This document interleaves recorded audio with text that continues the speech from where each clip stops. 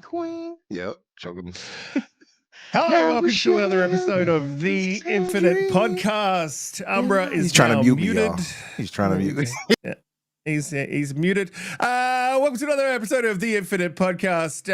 We've got a good show for you guys this week. There's a lot. There's a lot to talk about. There's not much singing going to happen, so that's a good thing. HellBlade 2 dropped this week, so there's a lot to talk about with that. There's a lot to talk about with reviews. We always end up on the review conversation whenever any Xbox game drops. I think it's because of the Xbox tax, but we got some awesome guests for you this week. We won't have Holly in, unfortunately. She has something on, and Donte's having technical difficulties, but as soon as he's good to go, we'll get him in. Gamzly, welcome to the show, man. How you doing? You guys are running a podcast called the Xbox Series Podcast with Deadly Headley. Hell yeah. So it's great to have you on. It's great to have me on too. Screw the other people. I'm here, baby. I'm ready to talk some games. Honestly, it's been a good week. I'm ready to talk. There's great releases, great topics. Let's go. Let's get into it. Absolutely. And Lucius Augustus, welcome back, man. It's been a little while. Late invitations to both of you guys, so appreciate you guys coming through. Lucius is with us for as long as he can be, so thanks for coming through, man, so we can get your thoughts on HellBlade 2. How you been? What have you been up to? I appreciate the invite. I have been playing a lot of games, and I've been seeing a lot of foolishness online, so I had to make myself known. Lucius came to kick ass. That's what he came to do. Absolutely. Umbra, another fantastic week of gaming. How you been? What have you been up to? Fix was a good one this week, man. You had a round table. Fonz jumped in. He chose violence. How was that? Well, wait a minute. The way you said this week is if my other weeks are terrible or subpar. I'm not like they were a 4 out of 10 almost. Like what are you trying to pick that up, huh? Yeah, I picked it up. No, but it was good, man. It was a good show. Yes. Dun, dun, dun. It was a good show. Fonz absolutely. Listen, Fonz is authentically him. I don't agree with his score because I don't think it adds up when you look at all the other tangibles of the game, right?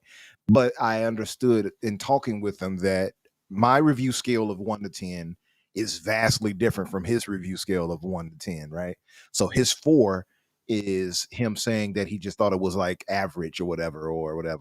And I'm like, 4 is like it's mediocre. That's what you saying that game is nearly broken, essentially to me. But hey, that's why I said I think we need to come together in a consensus, at least for those who podcast, if those are inclined to do it, and kind of come together and say, hey, this 1 to 10 scale is reasonable to have in general discourse. Now, shout out to our brother Black Viking, who has come up with his they call it the Longhouse review scale. And I think it makes logical sense if you're going to do it like a general review. Like if you're doing a video review of a game, I think that makes perfect sense for that situation. But I think a 1 to 10 scale that we can generally have just in conversation is needed. You know what I mean? It kind of better say, hey, this is where I'm at right here. And that's my thinking on it. Because my 1 to 10, I think, is different. And I just want to come together as a community so we can iron it out. But yeah, man, great show. Had a bunch of people on there. Loved it. Yeah, I agree. I absolutely agree. Fonz is in the chat now, so I won't say what I was going to say. Just kidding. No, just kidding. He, look, everyone has their own sort of views and opinions on on what they think it is. I'm really loving the game, but we'll get into that in a minute. But before we do jump into it, guys, please hit the like button. If you're new here, hit the subscribe button. We go live 8 p.m. EST every Friday. I have something to play, and it wasn't edited. It was a last-minute addition to the show, so I'm just going to play this through because I think this is relevant to the conversation, and then we'll jump into what everyone sort of is thinking about HellBlade, what they're thinking about the reviews, the reaction, the response, all that stuff. So I'll just kick this over now, and so hopefully it works. Senua's Sacrifice was released in 2017. It quickly became one of my favorite games of all time. I beat it in one sitting, and remember feeling thankful that I had played it in a room dark enough to conceal just how much I cried as the credits rolled. As a young woman who had endured abuse and was desperately wrangling with her own mental health and attachment issues, Senua's journey resonated and comforted me in a way no other game ever had. So it might surprise you then that when I heard Ninja Theory was working on a sequel, I was extremely hesitant. My biggest concern, particularly after Microsoft purchased Ninja Theory, was that the next entry in the HellBlade series would aim to be one of those massive AAA experiences that are taking over the games industry, complete with cluttered minimap, crafting, side quests, and more. That's not to say these features are inherently bad, of course. They do have their place. But to me, this felt at odds with what HellBlade did so well. I didn't want the series to grow bigger, I wanted it to go deeper. I wanted emotion, art, storytelling, introspection, mythos, terror, and magic. In fact, I was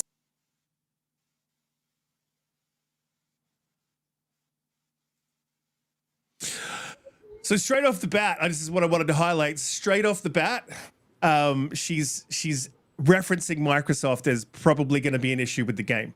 So you can already see there's a bias in the interview. In the review. So that's that's a problem.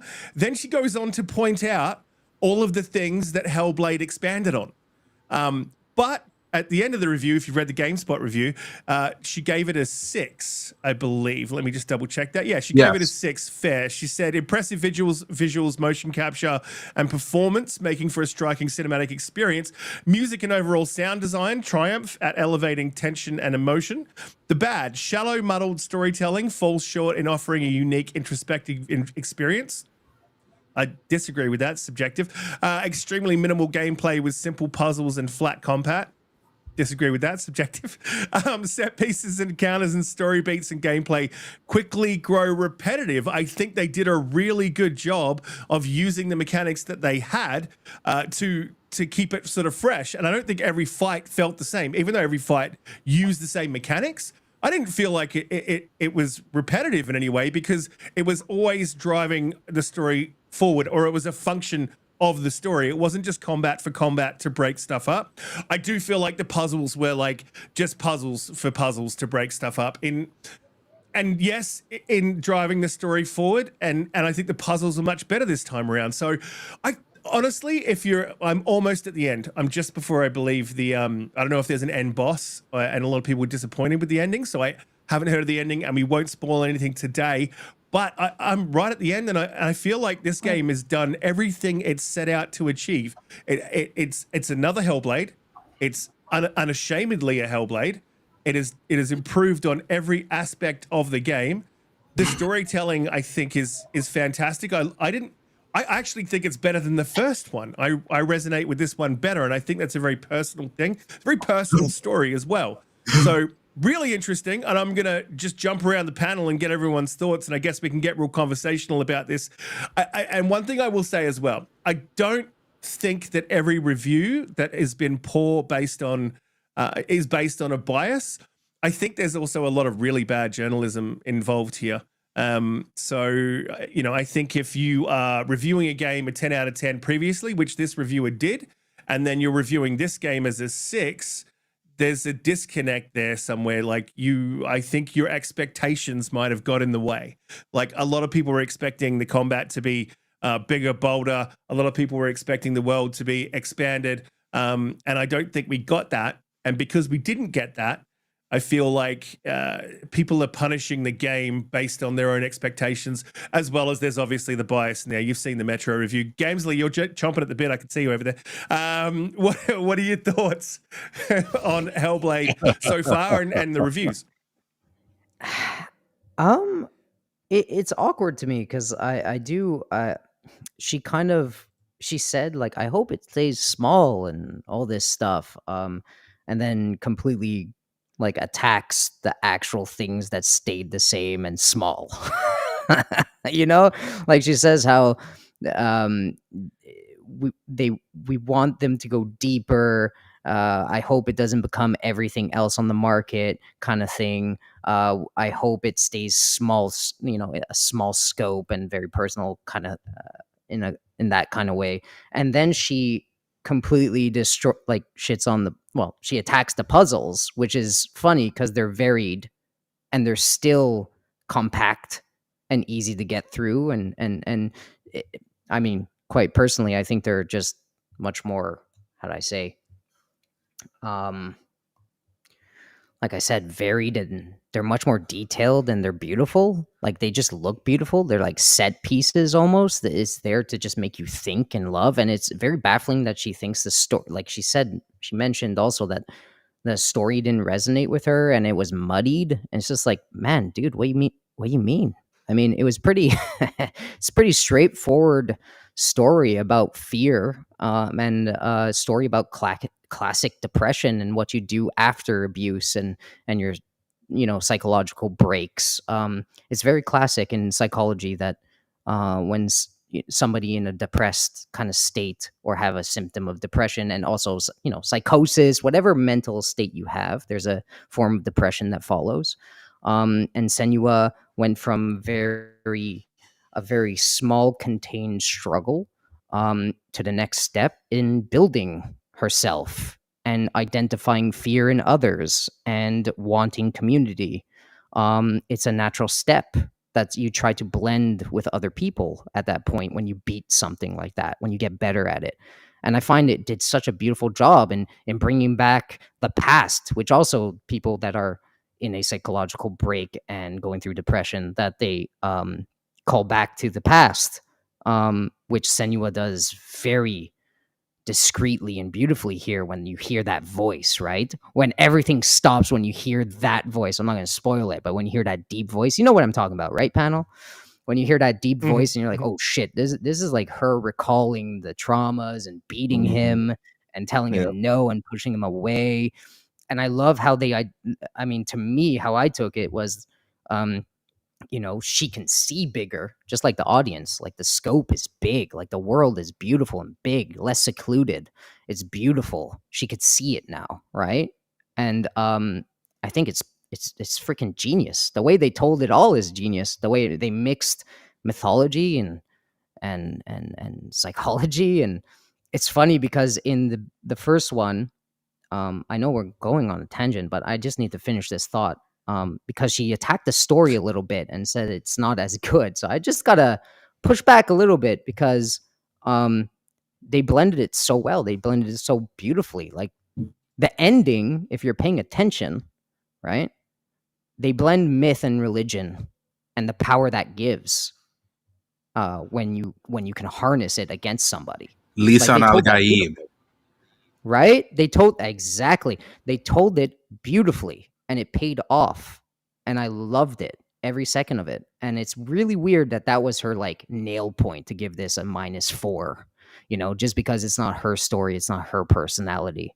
That's what it bled to me, is that she just didn't connect with this version of Senua. But it doesn't mean that this version of Senua isn't powerful and beautiful and great. The story is impactful and very strong. Yeah, it just, I don't know, man. It's funny how she contradicts herself a little bit here. She did get to points that are valid. Valid to her opinion, like she says, it's not as personal, so she could subtract whatever she wants from that. But to contradict and say you want it to be this small contained thing and you want it to be beautiful and the puzzles aren't this and that, and then contradict yourself of like, I love the first one, even though the first one's puzzles are just dreadfully dull, is awkward to me. I don't know. I find it nonsense. I love this game. And I didn't like the first one. Touch on that just a tiny bit. Seriously, the first game's puzzles were not good. Awful. Why is everyone opining for these puzzles in the first I don't know. They're just like, they're not as complex. But I'm like, hey, they don't need super complex puzzles in the middle of a narrative-rich game. I want something that makes sense with the narrative, and it does way more in the second game than it does in the first one. Why do you want more complexity? I'm going to just push back a second. Like, psychosis is a very interesting thing. And in the first game, like, her secluded, like, alone really does, like, she was going through the worst parts of herself right in front of you. So, like, seeing seeing shapes and stuff more frequently without being able to break outside of her head is going to, like, activate more, frequent. So I understand that thread of mind. But I mean, we can't compare the puzzles here. As I said on the top, they're more varied in this one. there's just the sheer amount of them are like, there's what, 2 puzzle types, where the first one, there's 1 puzzle type. It's the markings, right?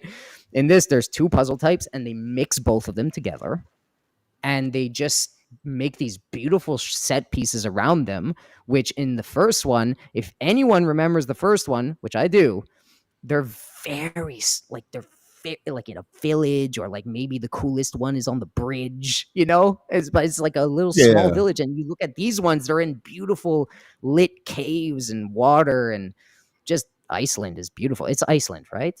Yes, that's where they shot this. Yeah, Iceland is beautiful, and these landscapes are beautiful, and the where they put these things are awesome, and how they interact with the things are awesome. I don't get it. I don't get it at all. Mm-hmm. I'm completely baffled. I'm baffled. Yep, same. I was just gonna say, like, that's all I got. Just to add to it. I thought you were jumping in. Yeah, I thought so too. Just to add to that, like the puzzle part, because I don't want to go on my tangent just yet, but as I want to let the guests, get a chance to say that the part in Donte to get introduced. But the puzzle part, I agree. Like, I didn't mind. Okay, let me take that back. I did mind the first one. I did not like the first one's puzzles. They annoyed the hell out of me. Talk to them. I'm just gonna be honest, because I've tried to be nice, but I'm like, nah, I didn't like them. Because for me, it not only did it slow the pacing down, it just took me out of the momentum of whatever. Because you had a fight before that, I believe, a little introductory thing. Then all of a sudden, let me find a twig, and it just like, okay, that didn't feel fun to me. So what they did to me, I think, improved in the second game is they still had them, but they weren't as difficult. They weren't. They were more varied, like you pointed out too, Gamzly, which I think added to it better for me. Yes, versus they were mixed very well. Yeah, versus just finding like twigs and pieces of a ship or something like this, or building. This was more varied, and it made it more not complex, but it made it feel more engaging. Right? Yeah, without exactly. Spoiling, like that little bubble in the air, and then. Yeah. Right. Which obviously is a part of her psychosis too. But it played into, it made it more gamified in that way for me, that it was less repetitive. But I do understand some of the story too. Yeah, agreed. That's true too. But sorry, go ahead, and I'm sure you got to introduce Donte. Welcome, Donte. Welcome, Donte. How's your week been, man? Can you hear me? Beautiful man. We gotcha. We hear you. All right, finally my mic is working, man. Hey, happy to be here, fellas. It's been a great week, man. I'm happy. I've been playing some HellBlade 2. Work hasn't been annoying the hell out of me, which is always really, really good. So I'm just happy to be here. I didn't get a chance in the pre-show to be able to speak to our guests. So hey, pleasure meeting you boys, man. Sorry I wasn't able to say hello beforehand. I was trying to get some technical issues worked out with my machine, but I think I'm good now. Yeah, absolutely, man. Wow.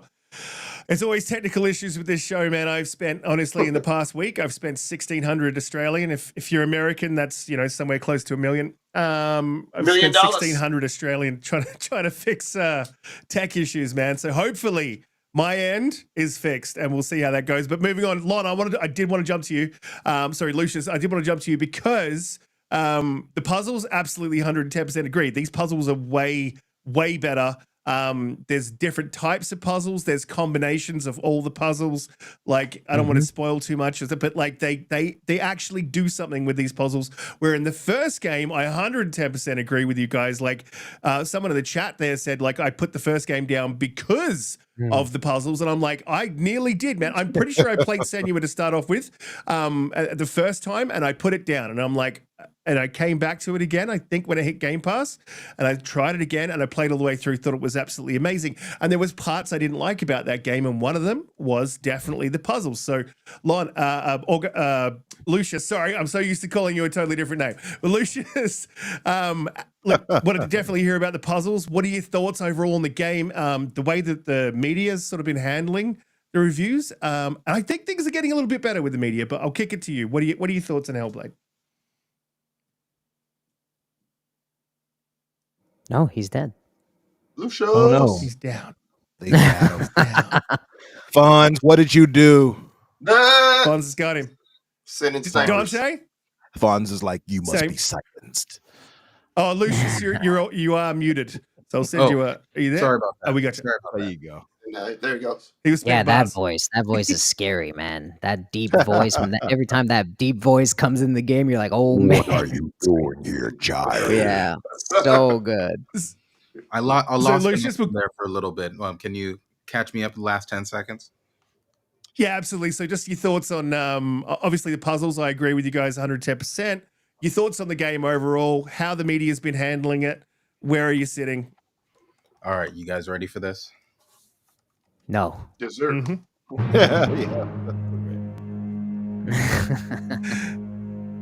The media is trash. The end. I like how you waited till the dramatic music faded too before you said it. No, let me talk about HellBlade first, because I want to talk about what I love before I start talking about what I hate. That's just the type of person that I am. So now do it the opposite, fam. Do it the opposite. Get your hate out first, and then finish on a positive note. I hate that I can't hold the controller properly, for fuck's sakes. You know what I mean? Oh no! You can laugh, damn it! All right. Man, I was not expecting to like this game anywhere near as much as I do, because I was feeling mostly ambivalent about the first game. I was like, you know what, there's some pacing issues here. I can understand what they're trying to do. Like, it's a good story, yada, yada. So I was hoping that in the second game that I was going to get an upgrade, a better version of what I got in the first game. And I can say I got 100% that, which is what confuses me so much when I look at what the rest of the media is saying. Because they're saying that they think that the combat is worse, which I completely disagree with, because it's like it feels more visceral. It feels as if every single combat encounter I'm actually fighting for my life, right?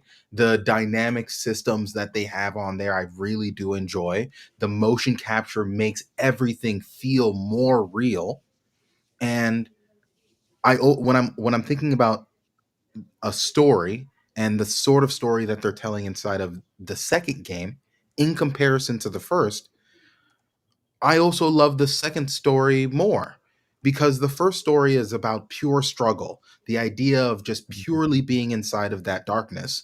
And at the end of that game, the game's very old. I am spoiling to some degree, but deal with it.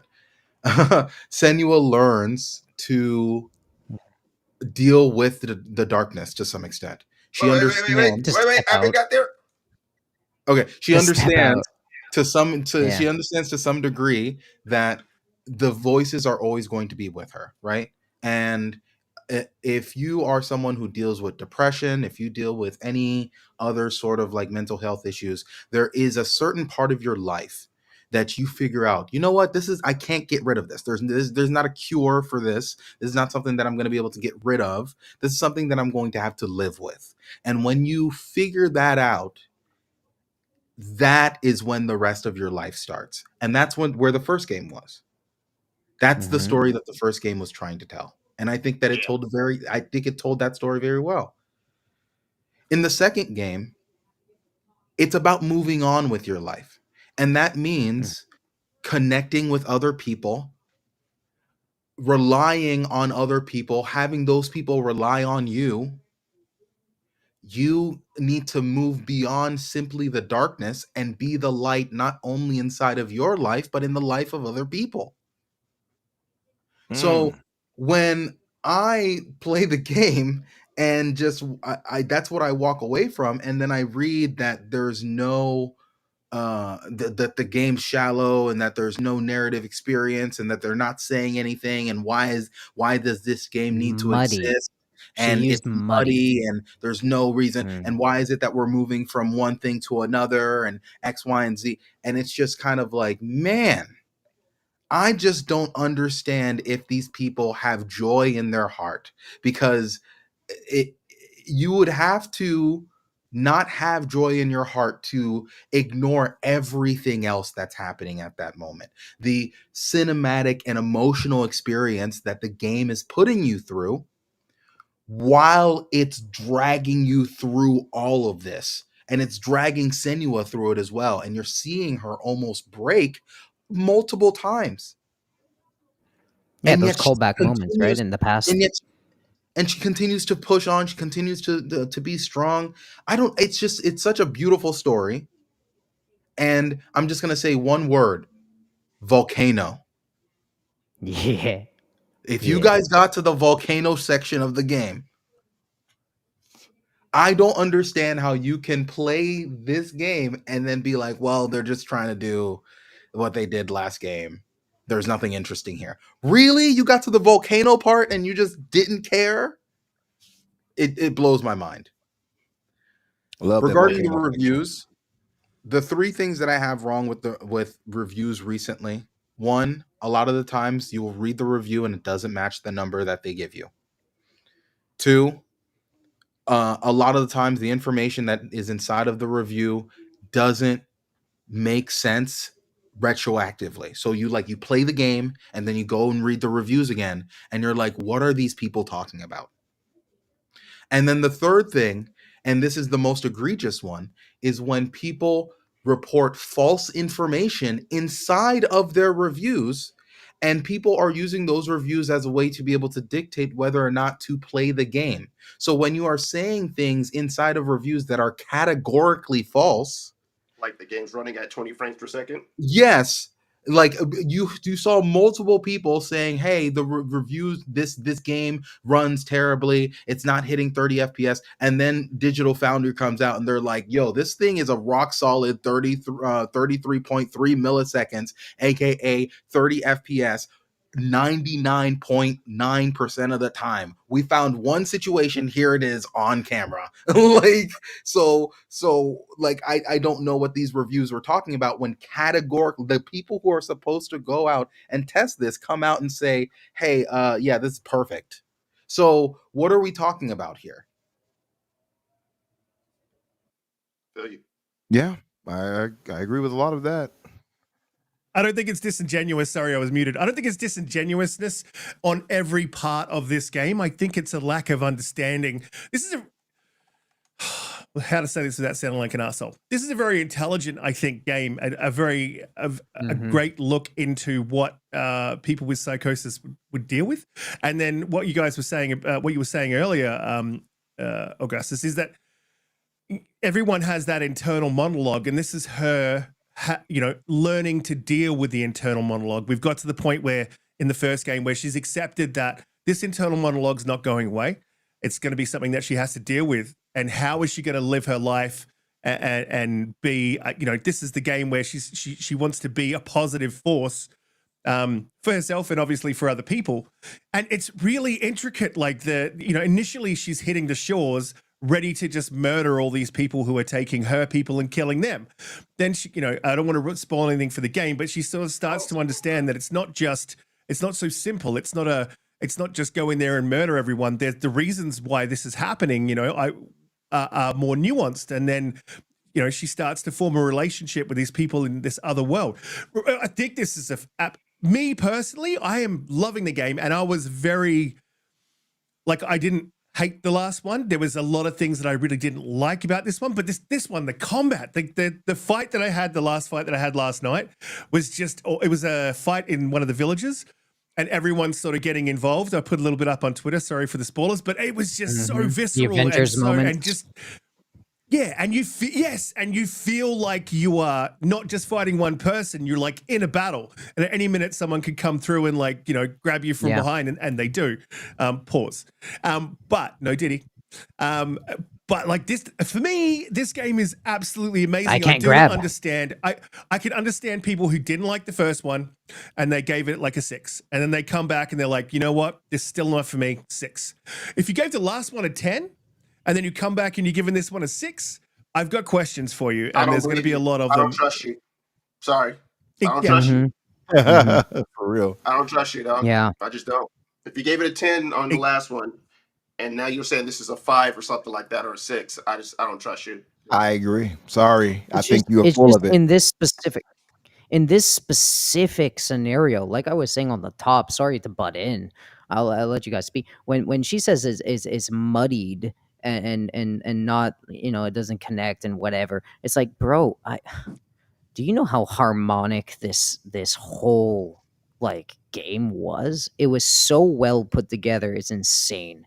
Like how religion and myth is used here to instill fear and control by fear isn't crazy, and to reference what people are seeing. Like she thinks that people are seeing what she sees, but it's that religion and that mythos that what people see. Right. You'll see where Yeah. you get there, but you understand what I'm trying to say, right? Myth and legend comes from what we see. We make very human and elemental things seem very mythological, right? It's stories, it's drama, it's us humans. It's what we do. It's the most visceral thing ever. It's the best storytelling I've ever seen, and it really is. It really is. And whoever doesn't agree, you don't need to, but it's very well done. And I don't know what she means, but that part specifically bothers me. But anyways, continue.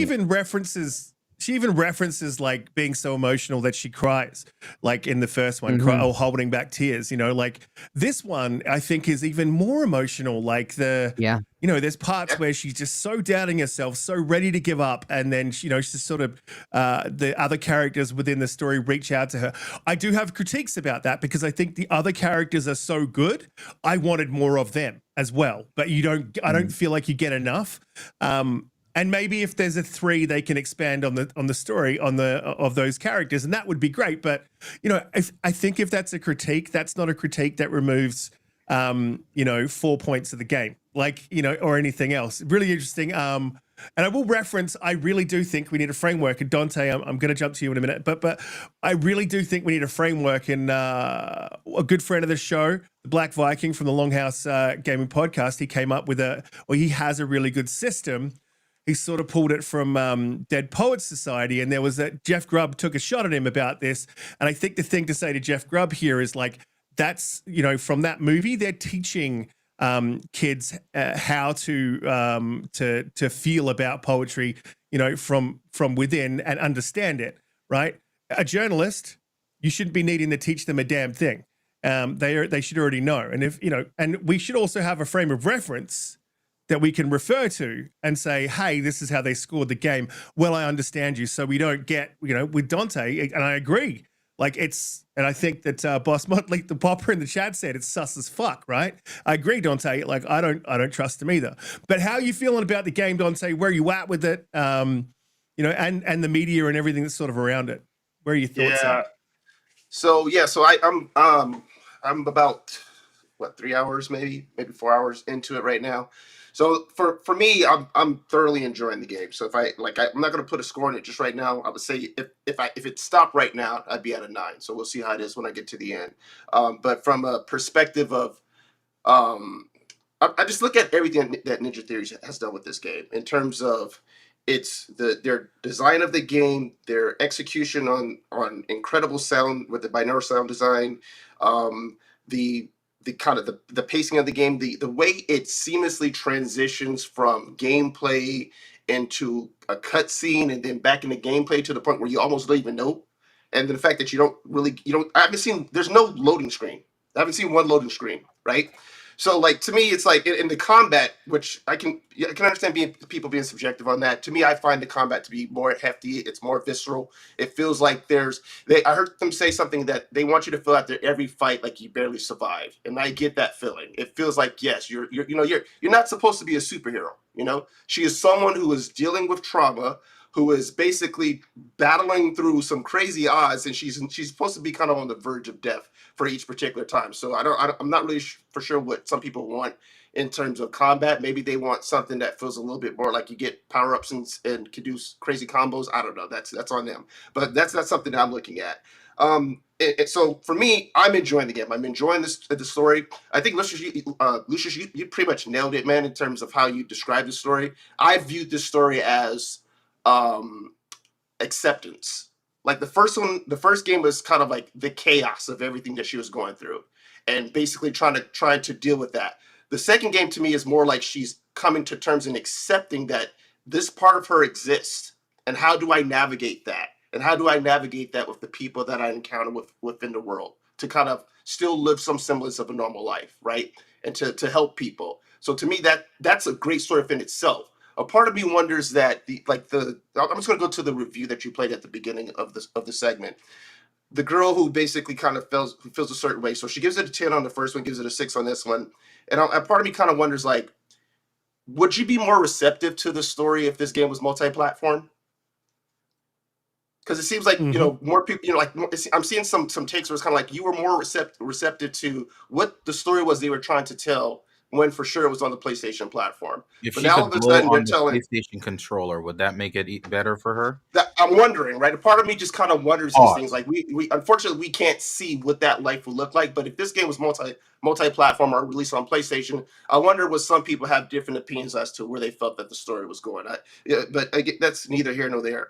But in this talking about judging games and giving it a score. So like this is my problem with people who say like it's a 5, because from an execution standpoint, I would think that the way that this game runs and performs and the technical achievement that they were able to complete alone, for me, I mentioned this in our chat that we were talking earlier, that puts this game at a 6 or 7 just on its execution, because a lot of games aren't looking nothing like this and performing as flawlessly as this game is performing, doing the thing with the seamless transitions between cutscene and gameplay, and basically no loading screens. Like a lot of games just aren't doing that, especially looking with this level of fidelity. So right then and there, it's kind of like, yeah, it's like hats off to that team to basically be able to execute and give you this. From there, you get to a point of, okay, how do you feel about the story? How do you feel about the combat, right? And you can like nitpick things. So from there, like that's to each his own to kind of determine if they like the story, if they don't like the combat, etc. But to say, like, to me, 5 is a broken game.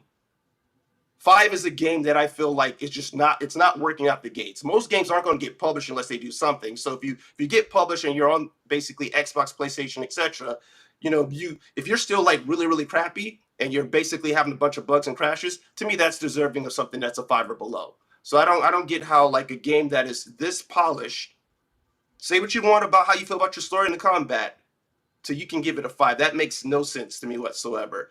For me personally, the fact that it performs so well and it looks so great, on top of the fact that I'm digging the story and I'm loving the combat, that puts it at a 9 for me, man. I'm gonna be honest. That's where I'm at, and maybe it ends up higher. We'll see. Go for it. I have a question for you, man. Did you know? And I asked a couple people about this, and it wasn't until I asked a few people that I was able to confirm. Did you know that there are 2 QTEs in this game? QuickTime events? Yes. Did not even notice it. No. Were there? There are 2 QTEs where it transitions from like the it's just a cutscene to its gameplay, and if you're not fast enough, a random NPC will just die. Oh, wow. Yes. I'm trying to I did not know this. Yeah.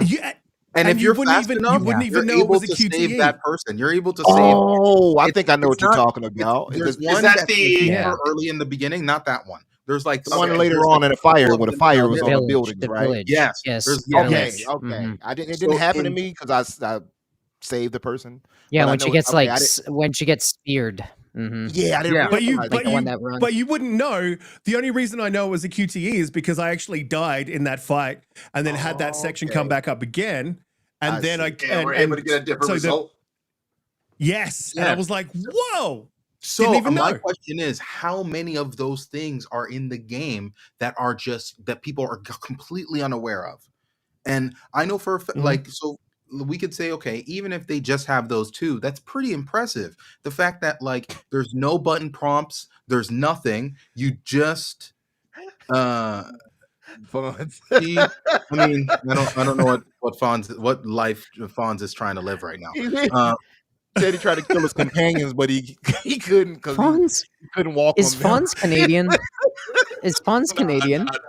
Fonz is it? Nah. Do we know? Is Fonz Canadian? No. I love Fonz. Canadian? No. No, he's like. I do love Fonz. He is hilarious, man. He's American. He's my American brother. He's my American. Shout out to Fonz and Colt in the chat, and everybody else in the chat.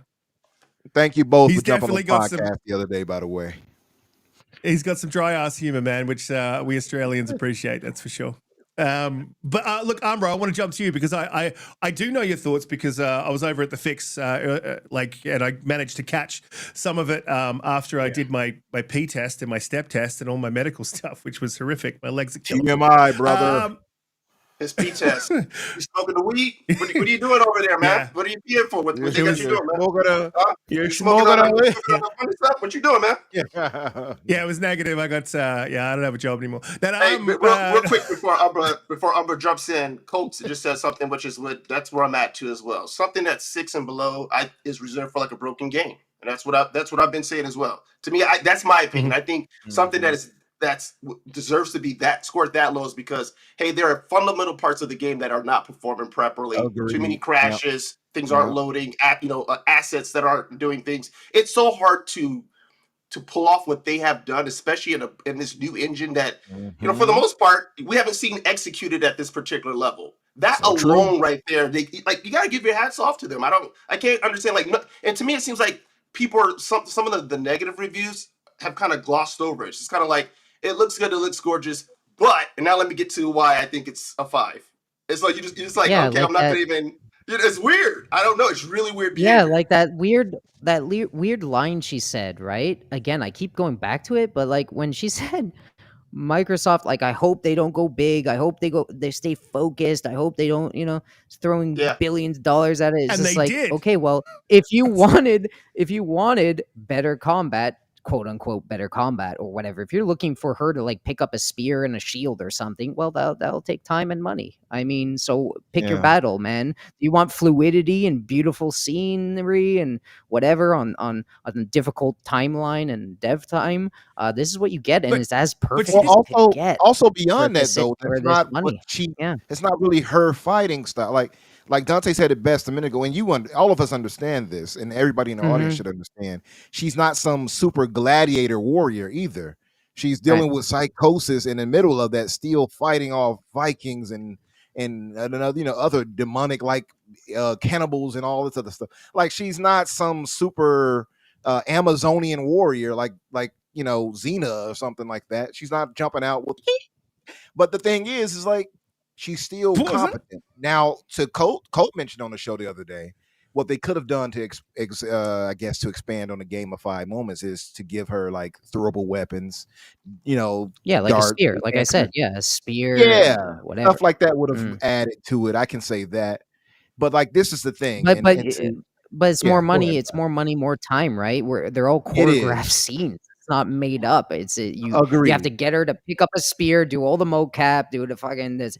It's deadly accurate, all these swings and all these things that they did with this game. It's just weird. It's baffling. That it's just the two lines don't really match up to me. It's like, I hope Microsoft doesn't make it this, and it's just like, well, you definitely just like, what the fuck? Like, you contradicted yourself. They're conflicting for sure with what they want and what they get.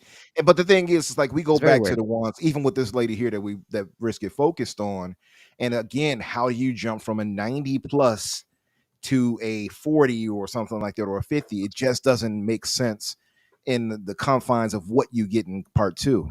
I don't know what that person's talking about with the Series S running at 16 to 22 FPS. The Series S runs this game at 30 FPS solid. Digital Foundry confirmed that. So once again, people going, this is the problem. Reviews talked about how this game ran bad, but that is not the case. Like, it's not true. They were spreading false information. And anybody who had eyes were like, nah, man, this game seems pretty solid. And now Digital Foundry came out, and now all these people have to go and revise their reviews. But it's already too late, because too many people have already gone and pushed this narrative around, because the Series S is a potato and X, Y, and Z. Meanwhile, I'm surprised that my Series X, like $500 Series X, is able to push out some of the graphics that I'm seeing in front of my face. I agree. So and listen, I have to play it on Series X to see how it works for me. I played it on PC, the 4080 Super Supreme. Oh, here we go. 120 frames per second with DLS turned on. Risk it before he PC Master Race. All the bells and whistles. There we go.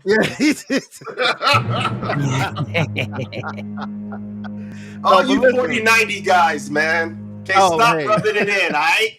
What's wrong with 4090s, man? What's wrong with 4090s? I'm sitting here 2080 in this life, 2080 Ti, and it's just crying while y'all 4080s. Stop telling me and rubbing it in. Right? You know, I'm just saying, I need to step my game up. I get it's just Donte. I'm just saying though, it's like it's a beautiful thing to come to 4K native at 120 or 112 and like 44.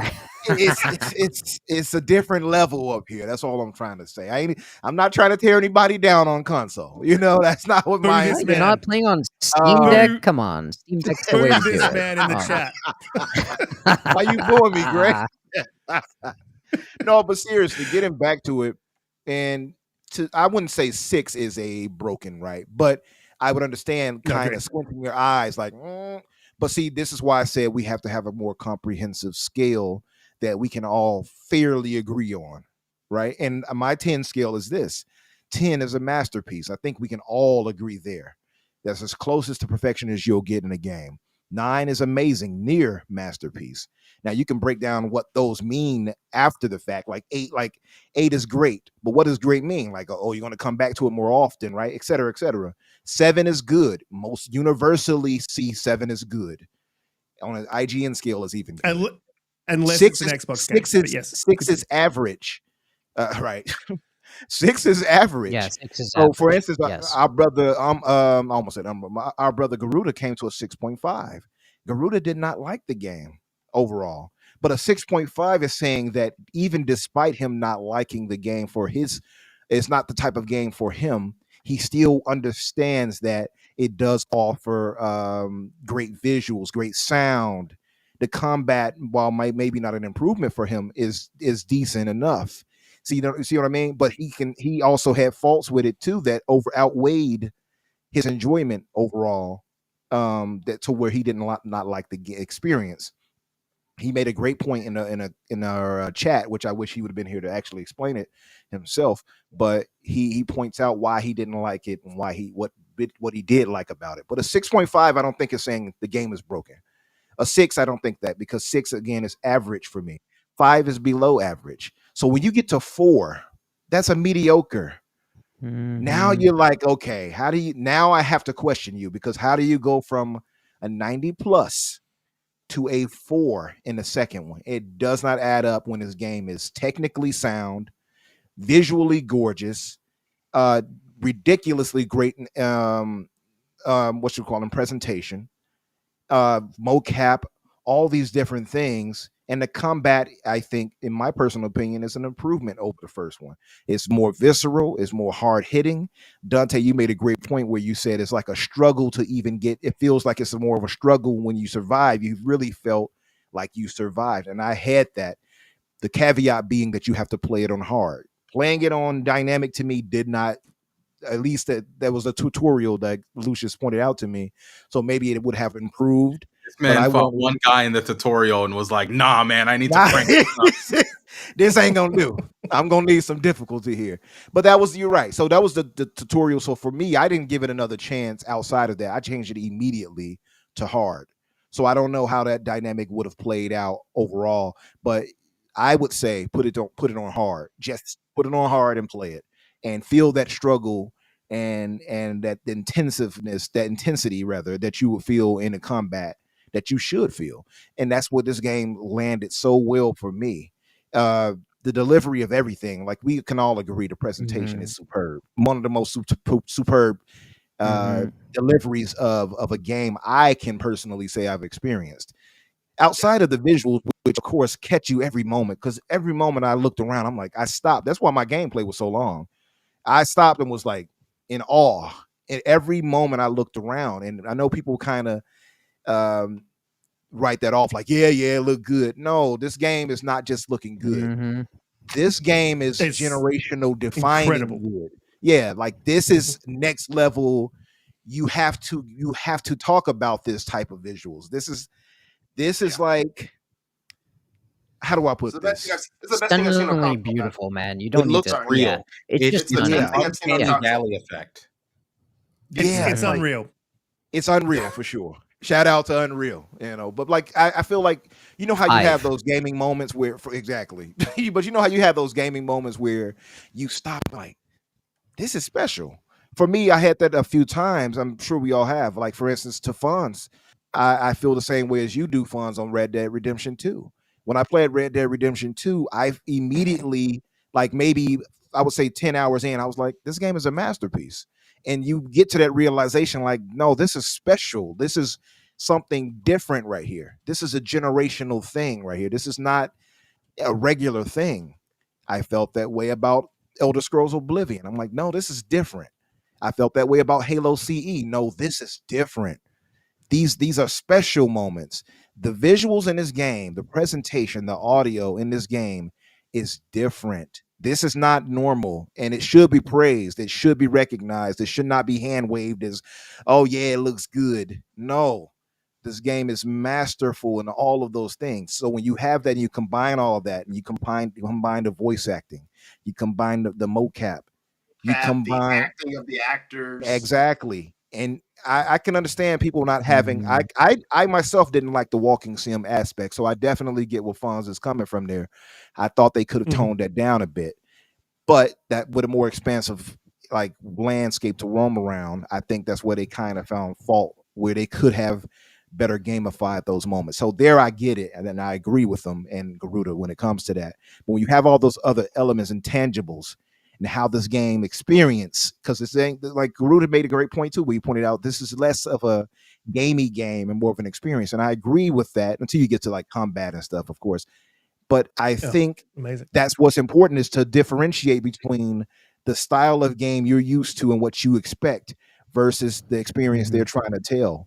Can you take what they're trying to tell you in this experience and say, I'm going to grade you as fair as I can on what you wanted to deliver? And that's where I think people are having a problem. You know what? Can I interject before I lose this thought? Yeah. I need to interject here before I lose this thought, because I think that you nailed that. That's very important. I don't think we're used to this game doesn't exist really anywhere else. This is a like genre defining moment for this sort of game. I don't think we've had this sort of game. And Neil I Druckmann think we wants put his comment back. expectations. Sorry. I think I think we've really put a lot of pressure on this game, and I think developers in the first game put a lot of pressure on their own game to sell the game. Like for instance, when they have that more actiony feeling combat, that field combat where they have an arena with 4 people around, you run up, you charge attack, whatever, knock the shield off, whatever. And meanwhile, while you're stuck in a combat, the person will swing at you and it just breaks the immersion because they miss. You're doing like an execution and they come in there and miss you. They put that combat in there because they needed to sell you on action combat there. They knew that, they're not true to themselves at this point. But with more money, with their vision being able to, be realized and them doing what they wanted to do with this game, they had more confidence to say, you know what? No, we're going to be this kind of new genre. We're going to be this new subgenre of game, style of game, and people are just not going to be used to it. And, too bad for them. And they made their game. I think they did it beautifully. And I think we're putting too much on the shoulders of this game to be what it's not. It's not those games, guys. And I think this is just a new type of thing. This is a new type of game. That's a very good point. And I just want to quickly expand on that as well. So that's I think a problem that Xbox suffers. I do want to jump into a little bit more of this review real quickly before I move on to next panel member. But it's the problem I think that Xbox suffers. And me and Hargeet are going to definitely have this conversation backwards and forwards, because I've heard him and Fonz have this conversation on Fonz's show, Games Talk Live. So you guys should head over there and check that out. I think it's every Sunday in America. For me, it's a Monday. Quite early too, Fonz, just saying. But Xbox has this, it hasn't had the one, right? And it's not a, and I think everyone references when they say this, it hasn't had its God of War. That doesn't mean and Hargeet often focuses on like God of War as the type of game. And when I think people saying that, and when I'm saying it, certainly I'm not saying that it has to be a God of War game. It could be any style of game. It could be anything. But Xbox hasn't had this generation an undeniable hit that you can't deny. And I think this is close, but I think the problem that we're seeing with a lot of the new releases of that come out for Xbox is that expectation is on every game that comes out. We see it in the media, and whether or not you agree with it, that's one thing. The fact that it exists, it definitely exists. I think it feeds into the bias. You see it with all the articles. HellBlade 2 has to hit for Xbox. Redfall has to hit for Xbox. What this game needs to do for Xbox. Starfield like everyone has to hit for Xbox. All those, has to hit all of that stuff. It exists, and you can't deny that it's true. And I really think that Xbox now has the talent. They have the talent. They have the studios. They have every opportunity to bring out that one game in this generation that you can't deny. To me, Gears of War, when they dropped that back in the day, especially with that trailer, man, that was an undeniable hit. Everyone was like, man, Xbox is on fire. That and it wasn't the type of game. You want me to sing Mad World? I can sing it. People are way more critical now, though. I think people are far more critical of these sort of games because it's like, if this game came out published by PlayStation, I don't think that these levels of criticisms would be levied towards this game. I sadly don't either. And Gamzly mentioned something that he said genre defining. Guys, if you played through this game, I mentioned the volcano section. I'm not going to specifically mention what that reminds me of, but man, I was not expecting that game to suddenly be in. I didn't expect for that sort of experience to be inside of HellBlade. And then what was it? Before that is the location where you're like deep underground. And you're in the deep dark. I know what you're saying. And that was like that was a horror section. Like I was like, yo, Ninja Theory could do horror if they want. Like this is absolutely horrifying. And the enemy types in that location fought once again. The combat, when people are just like, oh, the combat was nowhere, and I'm just like, guys, are you not paying attention to the variety of enemies and how all of them fight differently? Like when you're in that little dark section and you have to fight against those little schmeagles, those things, little schmeagles, those things fight so chaotically. So and like they like lunge at you in crazy ways, and if you like dodge at the right moment, it looks so cinematic. Because versus if you don't dodge, they'll grab onto you and they'll grab onto you and just try to whatever. But you could also like when they lunge at you, if you parry at the right moment, you like use your arm to like use your momentum and like slam them down. And I'm like, yo, this is lit. They have different elements of how you can combat them right there. You're right. Yeah. You know what, guys? To this panel right now, we're like going around in a circle justifying the combat and this and the visuals, and we're like, oh my god, it's not the moment we need for Xbox, and oh, this combat is weird and this is different, this is amazing, can we actually go reverse? Tell me one game that does what HellBlade is doing. One game, go. Well, we can't do that. I don't think they can. I think it's exactly, but that's the whole freaking point. Nothing. And people looking at me right now, look at my face. There's nothing out there right now that is trying to do what this game did. God of War didn't try to do this. No, it did not. It didn't do this. It's a completely different game. Nothing did this. So why are we comparing the opposite way? Tell me one game that did this. I'll wait, and then we'll talk about it. Anyways, it's ridiculous. It's ridiculous. I don't understand.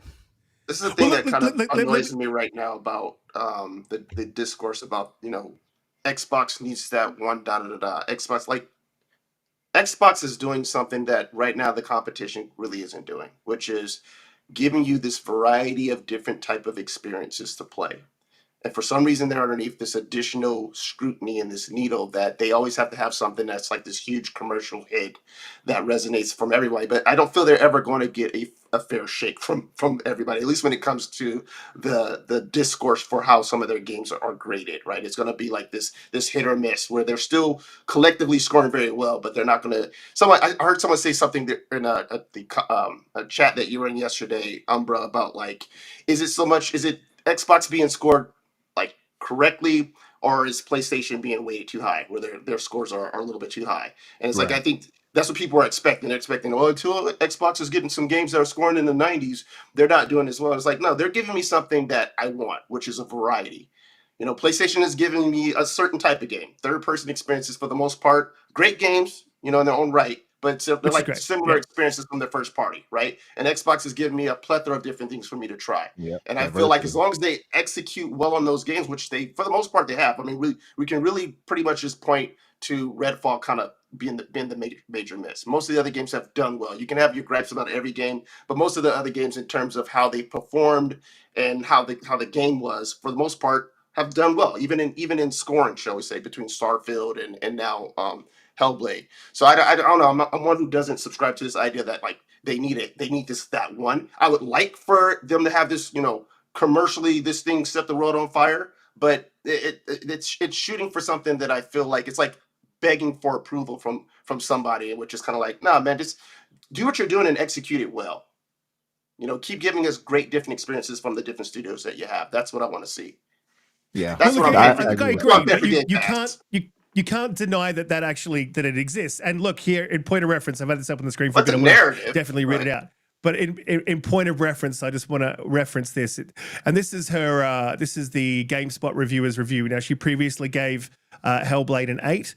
And I'll just read the first couple lines of that review, and then I'll come back to her most recent review. So HellBlade's most notable achievement is the handling of an incredibly sensitive subject matter within an engaging and well-crafted action-adventure game. At its heart, the story about Senua's struggle to come to terms with her illness. In the process, she learns to find strength within herself to endure and to make peace with her past. Okay, now the most recent review. And tell me if you spot the difference, all right? Based on its new naming convention, the use of Saga in HellBlade 2's title, and Microsoft's acquisition of developer Ninja Theory following the success of Senua's Sacrifice, it seems as if HellBlade is slated to be a series as well as a staple in the Xbox first-party lineup. That said, I didn't exactly understand where the series is headed, if not to the box office. There's plenty of games that can prove that games can be art, but as some studios lean harder into proving that one in a specific way that cribs from Hollywood, we're seeing some games that feel afraid of being games. That is fairly clear to me. That, you know what that makes me Alan Wake. Pull their Alan Wake review and please fucking tell me bullshit. Literally half of that was about business practices of the parent company and not about the game. Right. I've never read a movie review where people go through the financial analysis of Paramount and whether or not Universal is doing the things that they should, or if Apple TV or any of that shit. Like, I'm so confused. What does any of this have to do with the fucking game? You know what that reminds me of? It kind of sounds like when someone's kind of like, oh, I feel you're my darling and I love you when I feel like you are the underground, the underdog, the indie. And since you're underneath Microsoft now, you're underneath the big corporation and they're going to try to make you this large franchise. So therefore now you're not as cool anymore. It gives me that type of vibe. So like, I'm going to discredit you because your parent company is a $1 trillion empire, and I'm going to discredit you, even though they still were true to who they were. People wanted them to put out a more combat-oriented game that was more expansive, and they said, no, we're still going to go ahead and put out the game that we want to make and stay true to what this particular universe is for Senua, right? So they did the opposite of what her fear is, but she still used that as a way to say, these are my concerns. Why is that even in the review? Why? The ownership of Microsoft owning them should have no place in the review. It should be simply about how does this game look? How does the game perform? How's the voice acting? How's the motion capture? How do I feel about the story? That should be the review. Why is Microsoft being brought up at all about their ownership of Ninja Theory. It makes no You sense know, to me. it goes. You know what that goes to, Donte? It reminded me of that Metro review. You all remember that when Metro, who should not be allowed to review either, used them for Hi-Fi Rush, and they were like, "Well, Xbox or something." Why is that even included in this? Let's say the exact words that they said, because they're like, "Oh, Xbox hasn't released any games recently, so I can't give this a higher score." Bitch, this is the game that they're releasing. Why is it that you're like, what? Yeah, it's ridiculous. It's ridiculous, and it's just that should not be a part of it. And that's the problem. I think a lot of these they gave HellBlade a 4, by the way. Just so you know, HellBlade 2 got a 4 from Metro, and that affects the Metacritic score. Sorry to bad number, but they're still out there causing like a lot of the top critics have recently really gone after Microsoft products. And if it wasn't for the fact that there's a diversity of reviewers nowadays, their impact would be even more significant. And we're not even going to talk about the Metacritic rating, the weight system, how IGN counts for like 90% of the weight in comparison to a smaller organization like Xbox era.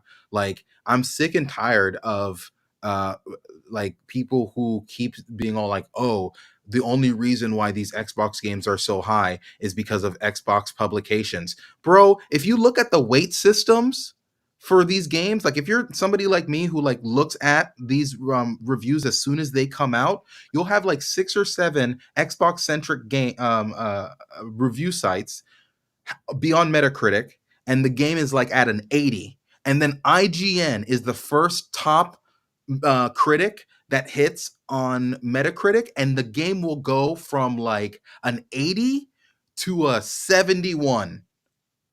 So that's 6 people versus one IGN person's opinion, and that dropped by 9 points. Yeah, no, that's not cool. To credit to IGN, sorry, Risk to say, but I want to be a bit fair to IGN, because I know like people like, oh, IGN has not been quite as terrible to me overall when you look at them versus so many other people I can point out, other places and sites overall. And I think they gave this an 8, right? They gave this an 8, I think. Right. So they weren't terrible. They got close to what I got to. So I don't think they were wrong in this one, essentially. But I do agree with you on overall, this should not be a weighted thing where more gets one's place or something gets more maybe than the next. I mean, I don't know if there should not be any weight, because, you know, Joe's Crab Shack from across the way should not have the same weight. What's wrong with crabs? Or Metro. Yo, crabs are cool, man. You know? But what I'm saying is that, like, one, there should be maybe Metacritic should reevaluate who's a top critic. Like, why is it that Metro is a top critic? Like, they're essentially like a scandal magazine. They're like the UK equivalent of like TLC. I'll go one further. Let me go one further with you, Lucius. I think that they should go through and weed out all the bad actors, and you get maybe 1 or 2 chances to pull. There was a review on Metacritic for Hogwarts Legacy where the reviewer specifically stated in the review they did not play the game for political reasons. Oh yeah, that should have immediately been pulled and should not have affected the score of the game. But you know, to Longhouse and Black Viking, we've been talking about this probably, Umbra, for over 2 years. And and I'll say it again, I've said this many, many times, Metacritic needs to put together a framework, right? And that framework requires you to provide evidence of how you review your games. And it needs to meet Metacritic's framework, or you don't get put into Metacritic's aggregate score. That's really the only way forward.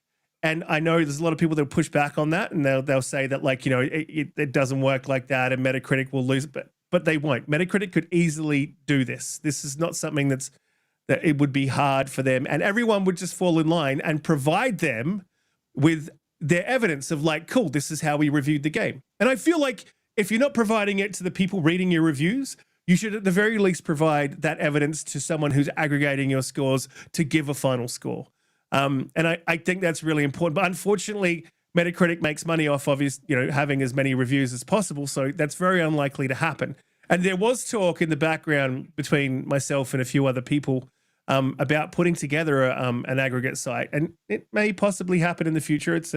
It's talk that we've had, but I'll give you a little bit of I think that HellBlade aggregate wise should be sitting higher, and I'll tell you why. So I don't know exactly how many scores there were, but this is the scores. Twinfinite, 10 out of 10. Eurogamer, 10 out of 10. The Guardian, 10 out of 10. App Trigger, 10 out of 10. Bazzy Center, 10 out of 10. Games Radar, 10 out of 10. Gamer.no, 10 out of 10. Hardcore Gamer, 10 out of 10. 2 Xbox sites, of all of those sites, gave a 10 out of 10. So to your point, where people are saying Xbox's sites have pushed the score up, even without the weight, Xbox Era, 10 out of 10. And I actually trust Xbox Era's reviews because I know the guys. And Xbox Addict, 10 out of 10. We're talking about 1, 2, 3, 4, 5, 6, 7, 8 of the 10 out of 10s have nothing to do with the BIOS or Xbox. They are just review sites. And so, yeah, when you have reviewers that come in with poor reviews, really low reviews, that pulls the score down. And I think that they should be pulled. Metro, for instance, if you read the review, and I'm not going to read it now, is just horrific. And they don't just do it to Xbox games. They do it to a lot of games, big games. And they do, and you'll also see them give high scores to games like Suicide Squad because it's against the grain and it gets clicks. And I've been watching their scores because I've been interested in what they do and why they do it. And you'll find that Metro do that to get the clicks through the door. And that's bullshit too. That should be out of there. Metacritic shouldn't be having anything to do with them. Who was the crate? The weight should be lower. Oh yeah, too. Let those people. Just get rid of them. Let those people do whatever they want, but like just have them have a 1% weight. Yeah, like because if your publication is all you want. Yeah, if your publication is based on like we put out salacious stuff for traffic, right? That's our bread and butter. Why should you have a heavy influence as to how I should view a video game? Where your whole goal is to just drive clicks and traffic to your site based off of bullshit. So why should you have a higher say versus an actual publication who sat down and said, "Hey, these are the things that we scaled on, and we're looking at every aspect of the game and trying to tell you how we came up to this particular score that actually cares about gaming." Mm-hmm. And like Riskit said, go ahead, Riz. Sorry to cut in, but Snoozy in the chat's like a longtime friend of mine on Xbox. I think we played way back in the Battlefield 3 days, or anyway, I've known him for ages, and he pops into the show quite often. But Snoozy, it's not a bad game. If you didn't like the first one, you won't like this one. But I like the first one. I love this one. This is really, to me, this is amazing. It's not trying to be anything other than what it is, and what it does well, objectively and subjectively to me. So I think there's critiques to make, but I can't think you can objectively sit back and say that this game did not achieve what it was trying to, and that it is a bad game. I think it's not. I mean, you don't like it. To go further, fine. Since when is an 80 a bad score? Like, what is it to damage control?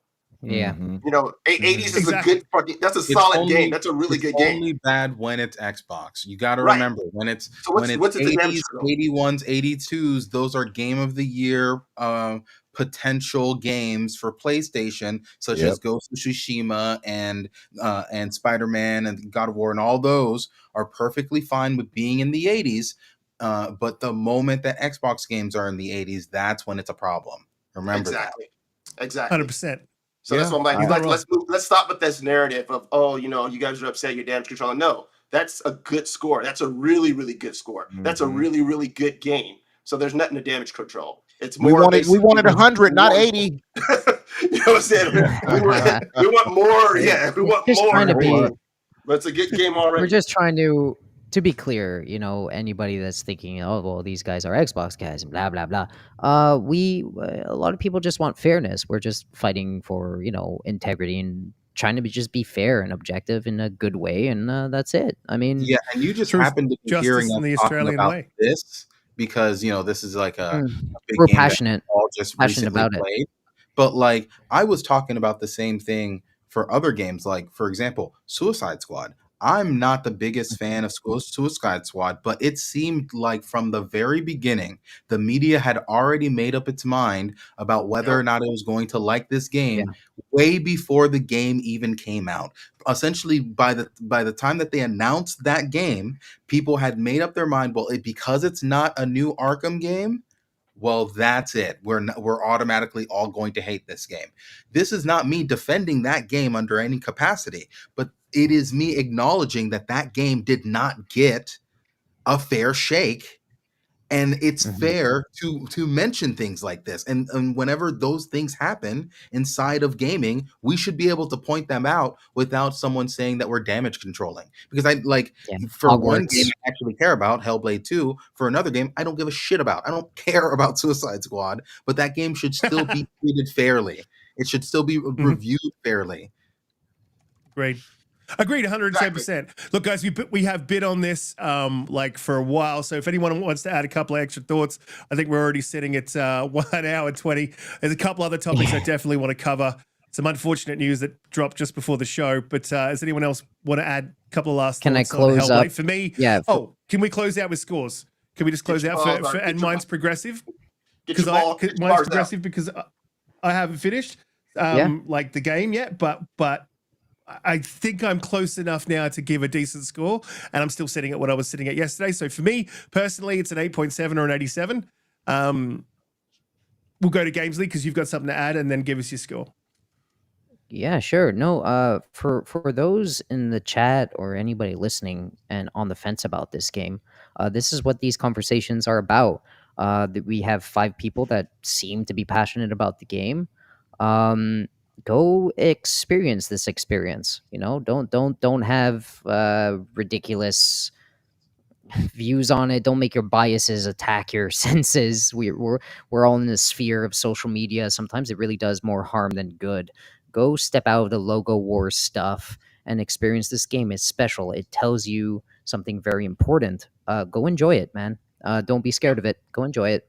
Go play the first one. Go play the second one. You don't like it, you don't like it, but go play it. It's a passionate game. And on that note, I won't give it a score. I will say overwhelmingly positive in my brain.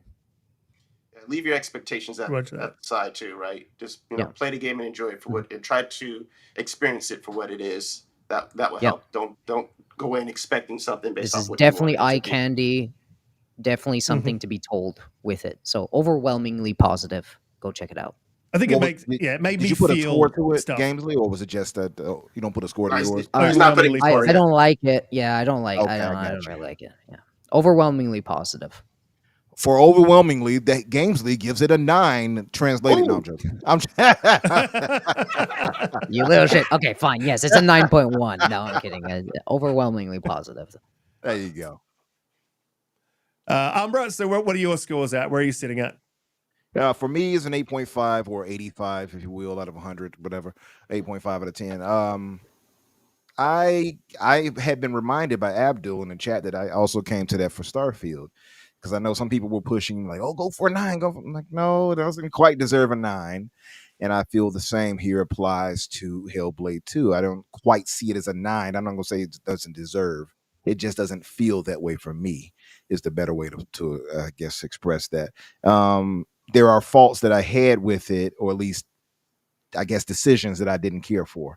Again, the traversal, having the walking bits, I definitely do sympathize with those who felt the way about that, because it felt tedious after a moment to me, continuously walking. However, the overall experience was so well done that did not hinder the game for me in any real significant way. I also thought that the story itself, to their credit, I understood where they were going with it, but I think because it was more expansive and less lonely and less focused on just Senua, by bringing other people into the fold, it was less personal, and probably that's why it felt less cohesive when they were trying to tell it. Plus the walking bits, it separated you from having that more cohesive narrative altogether, because you're kind of walking around and you get back to story again, right, or whatever. So that's why I came to an 8.5 out of 10. Great game. Don't listen to anybody else. Play it yourself. Enjoy it. You know what I mean? And if you have the means, play it on a 4080 Super like I did, and get all the bells and I'm sorry. I'm sorry. No, this guy. Oh, I'm brother. sorry. Oh, brother. Look, oh, brother. Well, guys in the chat. Guys in the chat, give us your scores. Because there's a lot of guys giving us your scores in the chat, and I'm loving it to seeing what you guys think of the game. So, Donte, what's your score in the game? So I just got to like the what's it called, the village by the sea. If anyone, so for those who've been that far, and obviously those who've completed the game, so I just got to that part. So I'm just going to give my score up to this particular point. So if I'm up to this point, it's probably sitting at a 9 for me right now. I've just been thoroughly enjoying like taking in the world. Right, it's a beyond beautiful looking game. It's obviously doing very well with nailing the atmosphere. The audio is perfection. The sound design of the game is probably one of the best I've experienced, and that's coming off a previous game, the previous one that was really really good. The combat, I like it more. Some people have opinions on the first one versus the second one. To me, I prefer this one over the second one. I think it is an improvement. It feels more weighty, so I'm completely on board with that. And I'm enjoying what the story is doing, because to me the story is trying to tell a story of her trying to come to terms with acceptance of what her condition is and what her responsibilities are to make a difference in the world. And to me, I'm all on board with that. So up to this point, I don't know anything. It can change obviously if it falls flat at the very end and maybe get docked just a little bit or something like that. I'm not going to be like, oh, the ending sucked. All of a sudden it's a 5. That's not going to happen. But I'm sitting at about a 9. Would I prefer if would I have liked it for some more combat interactions? Yeah, that would have been cool, because I enjoyed the combat a lot. I would have liked to have some more. So that could be something I wish that they could have sprinkled in a little bit more encounters. But I'm not mad at them for telling the story the way they want to do it. It's their vision. I'm respecting their vision. We always say, like, respect the devs. Let the devs go ahead and tell the story that they want us to tell. Don't come in there and tell the devs what to do. Well, they're doing that, and so I'm basically just trying to experience it and enjoy it. So that's how I'm feeling right now. Put myself at about a 9. I'll give a follow up once I complete it this weekend. Next week and tell you what my final score is. Yeah, absolutely. Nice. We'll go through next week and just do a round and see if we can get. I'm actually going to just quickly, before I go to Lucius, just real quickly going to adjust my score, because I was thinking about it last night and I was thinking about it just then. And I was thinking last night, man, realistically, the only problem I have with this game is the pacing. That's more of an 8.9 for me. Like, that's the only thing I have. I don't have a problem with anything in this game except for the pacing. So, yeah, I'm going to go with 8.9, but I haven't seen the ending. So, again, it's progressive, could change. We'll come back to it next week. It's interesting you say that, Riz. It's interesting you say that, because this is where I'm torn. Because where the general movement, when you're going through the puzzles and all that, the pacing is fine. But when you're walking, that's when it's like the momentum feels like it's kind of shifting down for me. So I don't know where I'm at with the pacing part, but that's that's problematic for me too. I know exactly how to solve that. Do tell. So, I did not have any pacing problems, and that's because right before I started the game, I went on Twitter and I saw Gene Park, who gave the game like a 63. Shout out Gene Park. Like, I don't like that score, but I still rock with him as a person. The guy's a great dude. He's had one of the most interesting lives I've ever heard of in my entire life. If you ever have an opportunity to talk to him, just ask him about like how he started as a journalist, and you will just be blown away at some of the most insane stories you've ever heard in your entire life. But he gave the game a 63, and on Twitter he was talking about some stuff that he had issues with the game, and he told everyone, pro tip, before you start anything, go into the settings and go to the setting for running and switch from hold to toggle. Just click and run. Yeah. And that, I think doing that increased my perception of the game significantly, because going from place to place, her doing that like small little jog that she does, and now don't get me wrong, it's not like she was like skipping everywhere. She was still kind of slow, but I felt like that was just faster. And the fact that I didn't have to hold LB the entire time to make her run, and I could just like kind of move around, and she was moving at a pretty good pace. By the time that the voices inside of her head or the narrator or whatever would finish, I would pretty much already be where I would need to be. It wouldn't be me just walking around aimlessly for like a long period of time. Everything seemed to pace itself very, very well. So for people who have not played the game or are very early on in the game and feel like there's some general pacing issues, I would suggest going into those settings, changing the run setting from hold to toggle, and then all you have to do is tap LB, and then she'll just be running all over the place. And the only time that will reset is if you die. Yeah. So just pro tip on that. It resets, huh? Yeah, it only resets when you tap it again or if you die. Those are the only two instances where it'll reset. So my missus always resets when I tap it. Sorry. Yeah. Factory reset. I like you again. Then after about 5 hours, I hate you. But yeah, I would say when kind of experiencing the game and everything that I went through when it came to the game, I'm gonna give it pretty much a 95.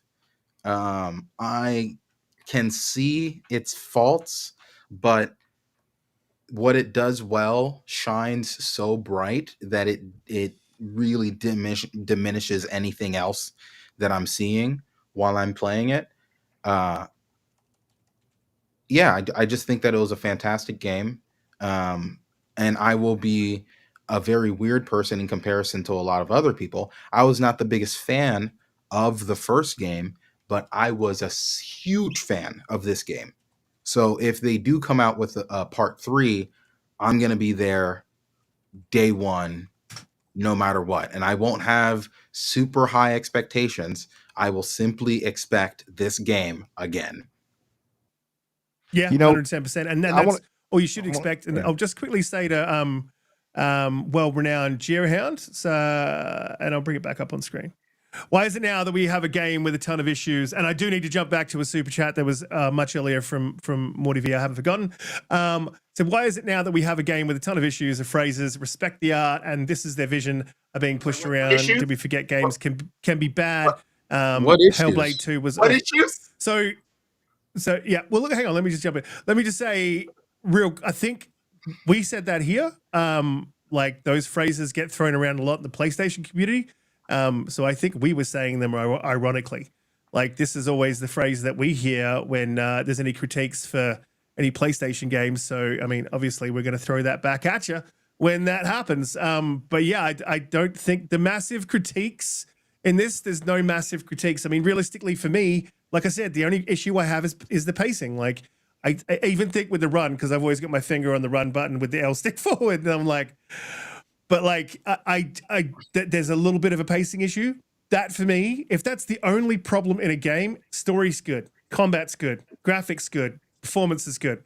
Like at 30, it doesn't even feel like 30 frames per second to me. I'm a console purist, dude. Like there's no problems with this game for me. This game is again, I had to adjust my score because what I'm thinking doesn't meet the score. So I've had to push it up to an 8.9, and it probably could even be a 9.0. And once again, Geohound, if can you just say what you don't like about the game in chat? Just do that. What's bad? What makes it awful? What makes it awful? That's all. Yeah, we did a good job at just tell us that. The very specific things, because I think that we can all agree that if somebody subjectively doesn't like, oh, I don't really like this, and I don't really like the way that they did this in comparison to that, like I can understand all of those things. My biggest issues were factual inaccuracies that were inside of reviews, like straight up falsities, and people saying, oh, this doesn't have a story or anything else. And I think quite eloquently at the beginning of this hour and 34-minute session explained how like, oh, this is kind of the story that they decided to do. And it's all about the connections that we make with other people and how that's important and how like it's important to reach out and X, Y, and Z. Like that is a part of the game. You may not like that, but to say that that didn't exist is categorically false. Those are the things that just does not make sense inside of those reviews. And that isn't us coping or anything else. That's just us pointing out, hey, this person's just lying straight up. Like, what's happening? Yeah, or just saying nonsense. Now, I'll say this, and I know we're risky. You want to move on because we got other topics we might not even get to. But Right. I mean, but this is worthy of that type of discussion to me. But world renowned, and I'm not mad at you for feeling that way. And some will do that. I agree. I get what he's going for when he says that, and when he says these games can be bad. But like Gamzly asked you, you're gonna have to define what exactly is bad. Now, if you say pacing, understood. If you say combat is bad, I don't think I can agree with you there. Yeah, like we need to know why you're saying what you're saying, and then you're saying it's awful.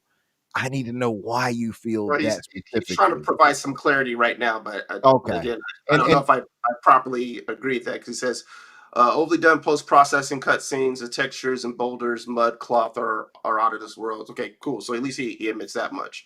okay, But so the you characters got are some boring. things you didn't like.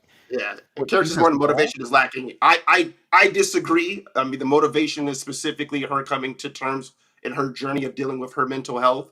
And I thought the side characters were definitely interesting. Something we really didn't have much of in the first game. But I thought the voice acting from the side characters were interesting. Where like I think even Riskit or was it Umbra who said you kind of wanted more of some of the side characters and that you didn't get that, right? So I disagree with him in that regard, but at least he's providing some clarification and context as to Yeah. why he So did I not wanted to like it. point out the difference between him and Palpatine, for instance, because it's like, oh, it was awful, but then we talk about the slow pacing, and Palpatine is like, hey, well, I like the slower pacing because I took in the scenery and contemplated the world I'm in. Yeah, and I think that's really interesting, and that's why I say this is different because you have to. I think, and Epic is saying it in the chat there. Is you have to. I think, and I know it's going to sound crazy probably to some, like, no, I shouldn't have to do this because you have someone who just, nope, it has to be this way. But I think many games you have to approach in a different way, and I think this is a different experience where you don't approach it your typical way you would, let's say, I guess, a Gears, where you know the action should be up front. This right here is like, hey, you're really going to go through this journey with her and how her world is for her in a more grounded kind of way. But then I'd also add that some games are just not for everybody. We got to understand that too. And I think that's what the problem, I think, really comes down to. Because, for instance, I had to think on this and I said, okay, what games do I know I would not care for? Probably RTSs, not really my thing. Real time strategy, not really. If I was forced to, like, not forced, but let's say I'd sit down and say, I'm going to play this this RTS, or I'm going to play this game, Age of Empires 4. Something like that. Yeah. I'll probably come away with a real negative opinion when that game really deserves an 8 or a 9 for those who understand that game and can play that type of game, or it's their preferred type of game. And so I think what it comes down to is that these are just not this right here may not be your type of game. And you're saying, well, since it's not meeting my criteria, the game is bad, when it's really not bad. It's just not your style of game. I think that's what it comes down to for a lot of people. And I think that's why it's a confliction. I love what you're saying. And just to point out one more, you responded again, world renown.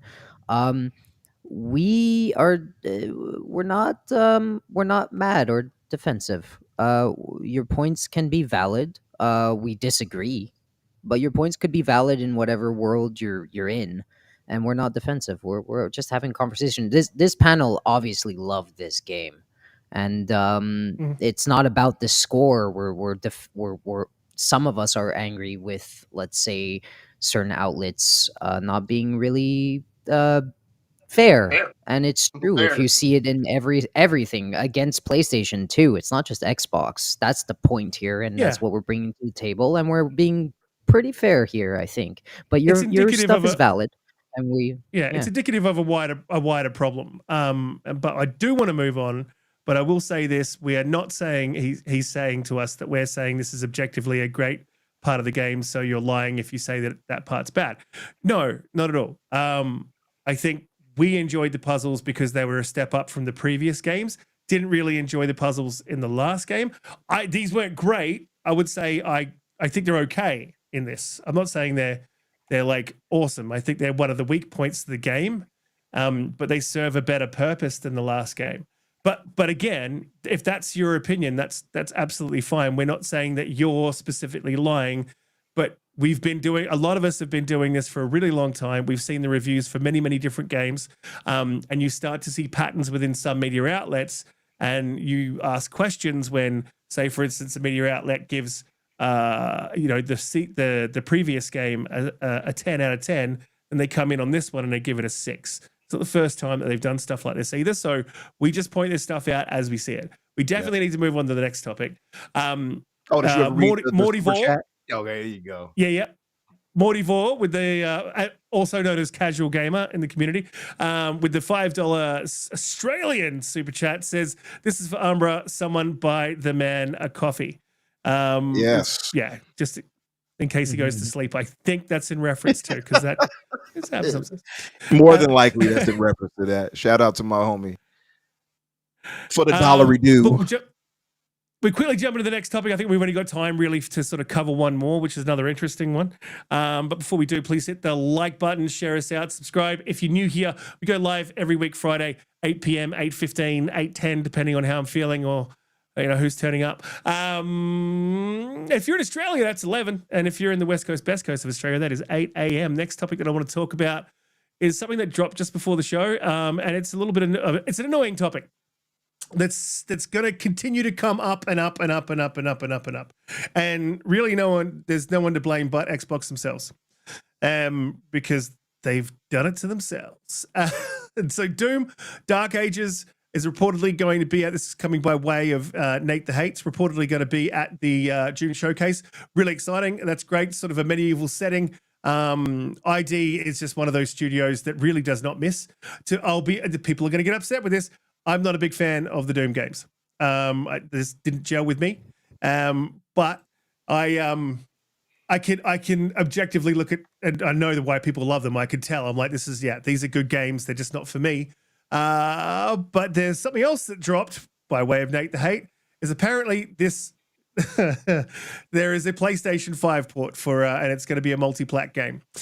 Now, don't shoot the messenger, because the last time I pointed out that there was a port for a particular game, maybe one that we were just talking about, people got really upset. So I will say this to you. Don't go and attack Nate the Hate, okay? He's very likely 100% just reporting on what he's been told. That he didn't make the port, okay? Just remember that the people that report these rumors, they don't make the port. And yes, the rumor, and you need to understand, the rumor made you angry, okay? No, the rumor didn't make you angry. The port made you angry. So don't get angry about the rumor. Get angry about it if it's true. And the best thing about when, this is why I think, insiders are great. And if I get information that I believe to be true, I will drop it. And it doesn't happen very often, but when it does, I do, because the reason I did it with HellBlade is because I wanted there to be pushback, not on me, the guy dropping the rumor. I wanted to push back on Xbox to tell them not to do that. And this is your opportunity, I think, as a community, to, instead of getting angry at the guys dropping the rumor, get angry about it happening, because I think it's a bad idea. I think Doom would be a great exclusive for Xbox. Push back on Xbox for doing that, okay? We need to tell them as consumers what it is that we want. If you don't want that, then don't. That's fine. Me personally, I'm against them bringing Doom to PlayStation. I think it's a great opportunity to showcase the Xbox tech and to bring a fantastic exclusive to the library, to build Game Pass, to sell consoles. It's crazy to me, and I think Satya needs to get a hardware brain instead of a software brain. Sort of where I am at with it. But I will also say this: I don't care if other people play the game, like on other systems. I just think it's a bad business decision. So I don't want them to do it, because I want the business to be really viable and continue on and to grow. And my favorite brand, I've got a bias. I want it to be. I want it for them. I want it for you guys. So yeah, I'm going to kick it over to. I'll kick it over to. I think you probably might be running out of time, Lucius, as well, because you did say you had to go. So I'm not sure how much time you got. So I'll kick it over to you. Get your thoughts on Doom, medieval sort of setting, and do you think it is coming to PlayStation 5? And how do you feel about that? I don't mind it coming to PlayStation 5. I don't care because it was a multi-plat game before. It was not something that is synonymous with the brand of Xbox. Thus, I do not believe that it will do significant brand damage to Xbox. That being said, I do not want to see a fucking PlayStation logo at the Xbox showcase. So as long as I don't see a PlayStation logo at the Xbox showcase, I don't care. Right? Like if Doom comes up and we see it and it's like, yo, it's coming to Game Pass, yo, everybody's hype. You know, people in the crowd are cheering, like, yo, you see some of the people that we know inside of the crowd, you see Hargeet like screaming his head off. Like, yeah, that's cool. That's all that would all be amazing. I just don't want to see a PlayStation logo. And afterward, when you have the press release, you say where it's gonna go, blah blah blah. It's also coming to PlayStation. Who cares? That I don't really mind that. I don't think that that's a bad thing. That being said, I am interested to see how the media reacts to this game and scores this game now that it's going to be a multi-platform release day one. I'm very interested to see that. And when HellBlade inevitably, because I don't necessarily see HellBlade staying as a permanent exclusive, if HellBlade 2 were to go to PlayStation, I'm also interested to see what's the Metacritic score gonna be over there. Are you guys suddenly in 85 or if it comes in at 85 or 80, 88, I'm gonna be on the streets talking shit.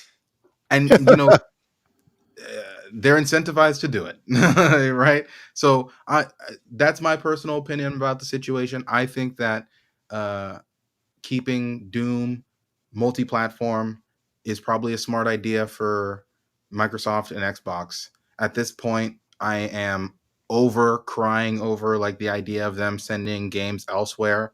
I think the biggest problems would be games that are pillar franchises. And that's going to be whether or not Phil and that group of people can fight off the greedy nature of Satya and Amy Hood and all the money men who surround ABK. You have to at least convince those people that there are pillar franchises that matter to the brand, and hope that giving them everything else as a sacrificial lamb allows you to be able to keep those pillar franchises. I highly doubt it, but you know, we'll see. Well said, bro. Real sad. Yeah, I agree. I mean, yeah, what's your thoughts, Donte? Sorry, my bad. I was gonna let Gates go. Gamzly, do you freeze? Okay, yeah, no. Okay, he's back. Oh my god. Okay, I thought I was muted. Sorry about that. I'm alive. I was just looking through chat. So yeah, okay. When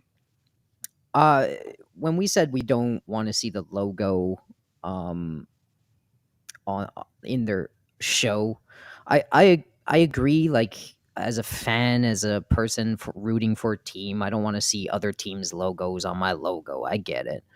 I don't actually care either. Though I don't think it matters that much in the grand scheme of things. You say greed, and I just want to ask you a question. You said Satya's greed. I hope Satya's greed and Amy's greed, whatever, doesn't seep into the things. Greed is going for the more lucrative thing, right? In your opinion, what do you mean? Like, if they're going for the thing that makes the most money, and then they could, survive or prosper, whatever you want to call it. What's the that's an actual question. Back to you, Lucius. I think. Let me just real quickly. Lucius? Let me just quickly, and then I'll kick it over to Lucius. Just to frame that, it's not that they're going away, or it's not that they're not making enough money. They are making enough money doing what they're doing, like having 20. I think we're 40 million consoles, sold. That's not a small number. Right. You hear the Xbox is in third place all the time. This is not a small number. It's pitched as it's not worth it. You saw. Look at VR. You saw MetaQuest open up their OS and third parties coming in to create hardware for that what we consider to be a niche gaming market, probably the smallest of the gaming markets, which is VR.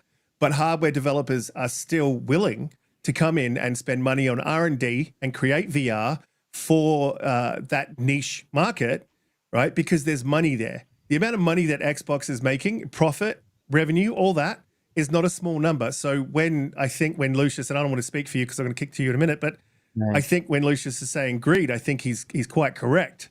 They are looking to grow for shareholders. And it's not a problem you see with Steam. It's not a problem that you see with Nintendo. Right. Because they understand that, they're making long-term profit, and it's a healthy business. No, but what is the downside of that? The downside of growth. Yeah, but that's what I mean. What is the downside? Making short-sighted decisions that damage your brand in the long run. Yeah. And I think that's the rake that they're stepping on at the moment, personally. Yeah. Part of it is that if you're the ones that custodiously close too. Yeah. I think Microsoft's biggest problem that they've always had. Yeah, so I'm gonna. Is there like a delay? Yeah, I think so. Oh. Yeah. He's having a little bit of a delay because some of his audio came a little bit distorted for me. Yeah, I think you're also botting a bit too, Gamzly, just as a heads up. Lucius, go ahead and say what you're going to say, brother. Okay. Yeah, jump in. So, I actually lost my train of thought. So just with I think the last sort of point was, Microsoft is making enough money, and it is great. Yes. So I think the biggest thing is going to be the trade-offs that you're doing. Microsoft's biggest problem has always been their inability to properly communicate their message to their audience in a way that makes sense. Microsoft is the type of business that they are. They're an enterprise business. They are a software business. So they communicate a lot of things based off of software goals and enterprise achievements, that sort of things. That's kind of how they communicate things. And that's very good for the type of customers that Microsoft typically has, because those sort of customers have to come to Microsoft. Microsoft has the services that you need, so you come to them and you choose the package that fits whatever you need, right? Microsoft doesn't need to chase consumers to be able to get something. This is a very opposite situation that they find themselves in when it comes to Xbox. Xbox finds itself in the entertainment medium, and because of that, they need to get people to come to them. People will not come to you naturally because this is not the same situation of having Office where everyone needs Office, or everybody needs all these different applications, or everybody needs to be able to run Windows because most of everything runs off of Windows. People don't need Xbox. You need them to want Xbox. And that has been Microsoft's biggest problem forever, since the very beginning of Xbox. They have not been able to convince enough people to want their ecosystem. And when they've spent the last couple years telling people, oh yeah, you don't need a console, because the way that they were trying to sell their ecosystem was going to be like, oh, you can play on PC and you can also play on cloud and X, Y, and Z. And the fans were always yelling at them saying, why are you telling people not to buy your console? And what Microsoft didn't understand is that we weren't hating on the fact that you were putting games on PC necessarily. It was about how you are communicating that to people. If explaining to somebody that you have additional benefits is not the same as telling someone that you don't need you at all. And I think that was the communication issue that Xbox always had, and they have it still now.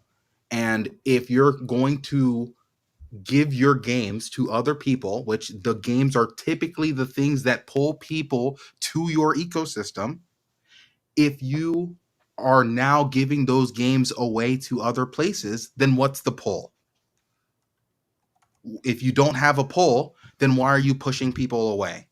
And if you're going to keep pushing people away, then why are you surprised every quarter when your fucking console isn't selling? Like these are the conflicting things that are happening that confuse me, because you can either be okay with not selling consoles, but you then Amy Hood shouldn't be mad and making weird comments about how she expected to sell more consoles when the messaging of Xbox is that you don't need a console. Like everything is, it's like the left hand isn't speaking to the right hand, and it leads to the situation in where they're constantly stepping on rakes, they're constantly disappointed in what they're doing, and the consumer is never getting the full clear picture.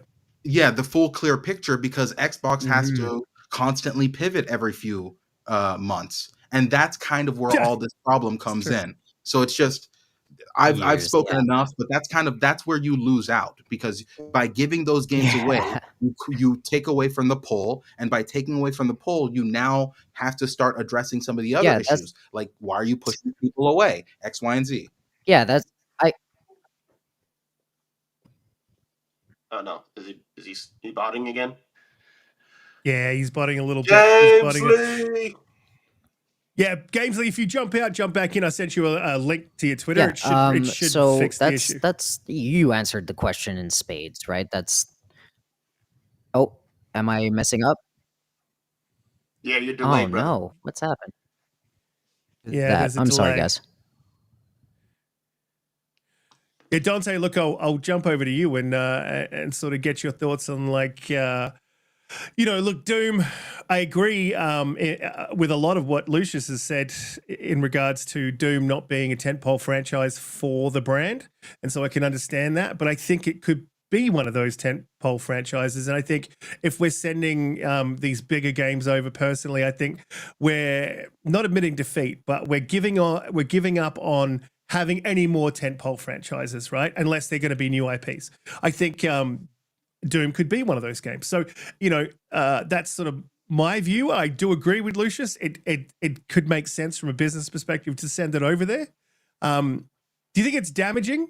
Do you want to see the PlayStation logo flash up at the June showcase? Is this for me or? Oh, it's to me. Donte. So yeah, I don't think we're going to see the PlayStation logo pop up at the showcase. But if I'm wrong, I'm wrong. I don't think that's going to happen. I think they'll probably use some other type of show later down the road or announcement to talk about their multi-platform strategy. But I think for the showcase, I feel they'll be more centered as to stuff that would be for the Xbox ecosystem. In terms of the question, the bigger question as to like exclusivity and would I rather see Doom stay on Xbox or not? To me, it doesn't matter. I'm not gonna gatekeep in this regard.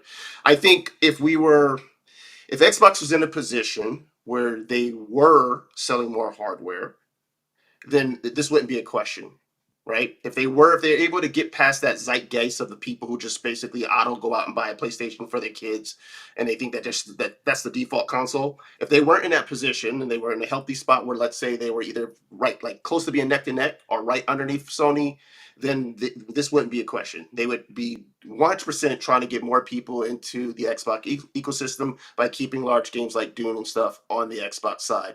I think because of where we're at right now in the industry as a whole is why you're going to see more games with this multi-platform strategy, because they're not in a position of they're not in a dominant position right now where they have to basically leverage their assets. And I really believe that there's an aspect of this where there's a lot of money that's been cut for the studios that they've acquired, and they have to basically start showing some dividends. And it doesn't look good when the industry is starting to stutter a little bit and they're not seeing the growth that they want. That they're saying, well, why, if we're not getting a bunch of people to convert and say, I'm going to come over and then purchase an Xbox and play said game, then why are we what are we sitting on that IP for? Where can we sell some software somewhere else? So to me, like, I want to see these studios continue to thrive. And so if id basically needs to continue to thrive, because id is pretty awesome. If for them to thrive, if it means that they need to put their games on both PlayStation and Xbox, then so be it. Of course, as a fan, I want to see Xbox in a really, really good place. But right now, I think I'm more in the point of, I don't want to see any more studio closures, right, on the Xbox side, if we can, or any side. I don't just say the Xbox side, but I definitely don't want to see no more studio closures, and specifically from Xbox, because of the fact that you're the big giant that everybody was afraid of, where you're like, oh, you're going to go ahead and buy up all these studios, and that's just going to mean bad things for these studios as you get them. And when you start seeing ones get closed, you're like, there it is. I told you that was going to happen, right? So I want to, whatever they need to do to avoid that, to make these studios more successful right now, do that. And then later, if the landscape changes, then you got to be able to pivot, right? If it becomes a landscape 10 years down the line where exclusivity becomes more of a focal point, then they'll do that. But right now, I think they got to focus on what can they do to keep the brand basically doing well and healthy, and keep keep them healthy and keep these studios going and thriving. Yeah, absolutely. 100%, 10% agree with that. If it's a choice between, losing the studio and putting a game on PlayStation, then put it on PlayStation. But it is a damage to the brand. Gamzly, you're about to jump in on something you've so I'll kick to you, and then we'll go to Umbra, because I'm curious. I know Umbra's now ascended, so he doesn't care where games go anymore. But we'll talk to him in a minute. Yeah, he just wants a 4090. He just wants his 4090 and all that good stuff. Can you hear me? I'm sorry, I had some technical issues. Everything's all good now? You're good now. Yeah, you're all good. Right. You're perfect. Oh, man, I lost my whole train of thought. I needed to interject. I couldn't. But pulling it back to Doom a little bit, I'm super excited, guys. Pulling it back to games, like, how cool does that concept actually sound?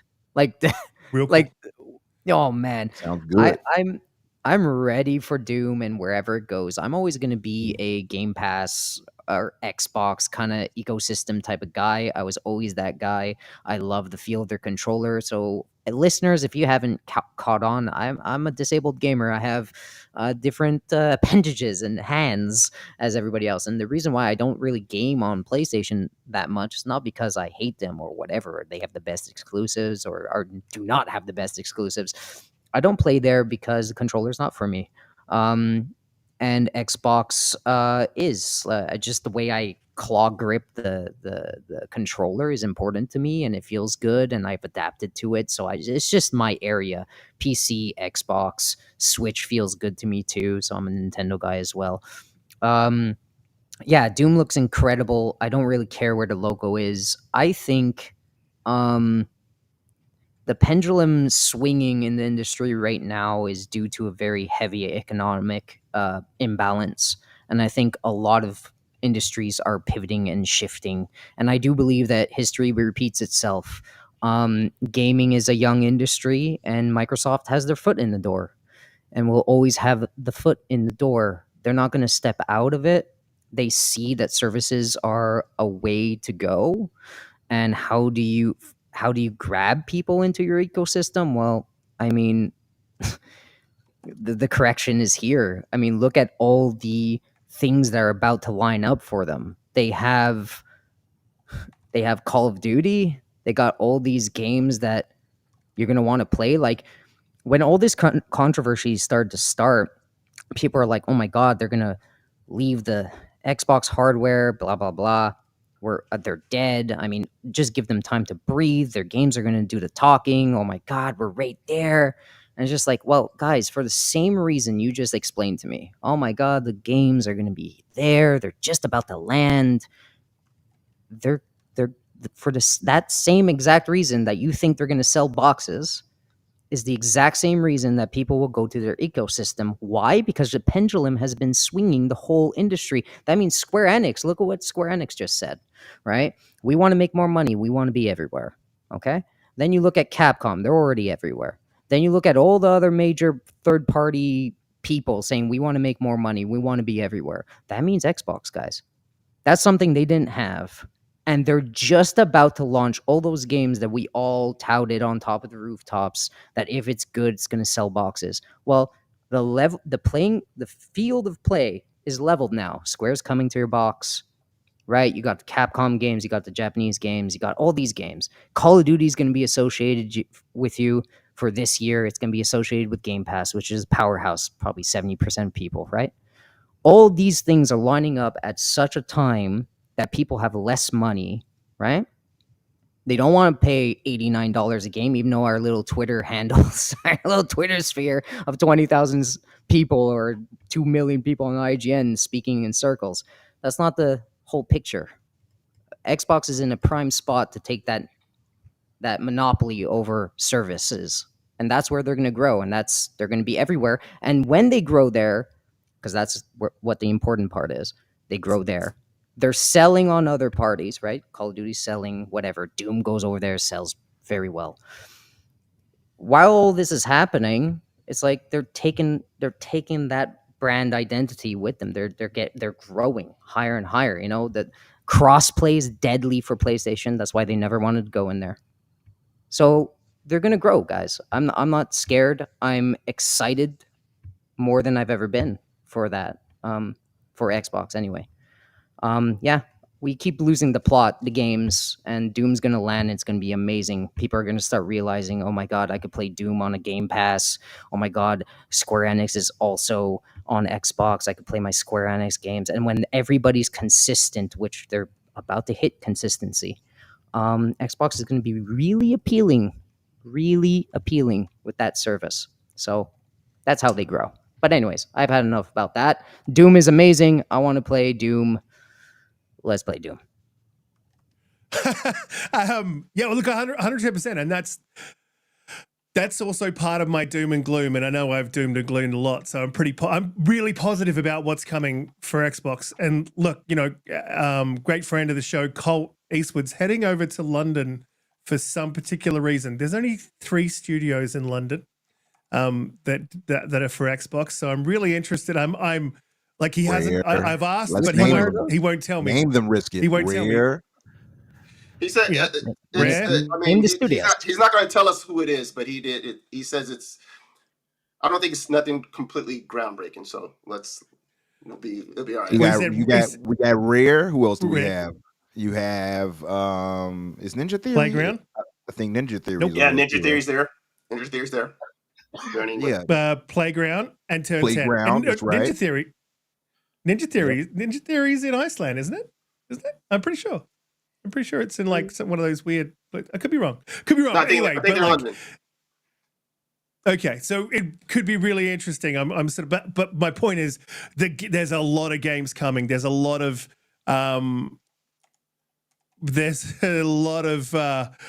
I'll just shout out Lotus the Spring. Thank you very much for gifting memberships. I turned memberships on. I didn't want to, you know what I'm like, guys. I don't like sort of pitching and pushing that sort of stuff. So I really appreciate you gifting out memberships to everyone. You're an absolute champion. So definitely shout out Legend. to 20. Legend. Gifted 20, 25 memberships. So shout out to Lotus. You're an absolute legend. Really appreciate you. Nice, and I'm going to try to get some. I'm going to try to get some more content up. I've leveled up the setup. You can see the chair behind me, which I put together the other day. I filmed that. I've also got some other equipment coming. Got a new camera, so they'll fix that up. And I've got some more equipment coming, so I can do some more content. But getting back to the games, it is a really exciting time. But my wish was, and I would say this about Game Pass, you know, and COD going to Game Pass and Doom and all that stuff, is that should have been first, and then we should have started looking at other options. Because that's when you see if you're going to shift the needle for Game Pass, if you're going to shift the needle for consoles, if that's going to really push that needle for you, COD should have gone to Game Pass first, and then we see what happens. If that's not working, hey, then we look at other options. But that's not how it turned out. And that is just what it is. So I accept it. I've got no issue with other people playing games as long as they look after their brand, like and Xbox remains healthy, and they don't get greedy and make short-sighted decisions that are damaging to the brand. Then I'm absolutely fine. And you won't find a bigger fan than me, but you also won't find a more critical fan than me. Umbra, we got to go to you, and we definitely got to ask you about whether you care or not what Xbox does anymore, because you're a PC ascendant. And start off with that. Start off the 4090. I need you to do the 4090 intro before you give your bars. So explain to you why you don't care. He's living life. Oh, the enlightened world. It is beautiful. Does it have to be sparkles? Does it have to be sparkles? I too wish for you all to ascend with me. Oh yeah. Three cuts. That's enough. 3 switches, Donte. He gave me 3 switches. I feel like Kendrick up here. But listen, I'm going to talk real braggadocious right now since the way I was introduced. Shout out to our brother Idle Sloth. Much love to our brother here for one. Yes, Kay, prepare yourself. You're still talking like the music's going. Shout out to our brother. I'm naturally melodic because it's the melanin in me. Riskit, you wouldn't understand it. But listen, I got rhythm. I'm trying to like humble myself, but it's tough. When you get to a level of, and Gamzly, you understand this. When you get to a level of a PC master racist, when you get to that level, it's tough. It's tough, Donte, to kind of bring yourself back down to peasantry. Let's get some booze in the chat for this man, please. I love Xbox, man. I play on S most of the time. I'm playing. Don't take me serious. I'm joking. I'm joshing. I don't even take myself seriously, man. Right, exactly. I get it all from Kay Asante. He told me to brag on it, and so to honor him in doing it. No, but listen, seriously, when it comes to the topic of Doom, I look at it like this: it's already been on. He's like, what? It's already. Doom is the thing that doesn't bother me as much, not only because I have ascended, but because it is a game that was on. It was wrong, Donte. That was on all these other platforms already. So I expected this actually to be on PlayStation when it was announced, being honest as I can be. I expected it. I wasn't shocked when I saw, it might be on PlayStation. I was like, well, I mean, that goes back to some of the things where they were talking about how certain games that were mainstays when they got Bethesda that would still be on other platforms, right? So I kind of put that in that wheelhouse. Maybe I was wrong to think it, but that's where I was already at.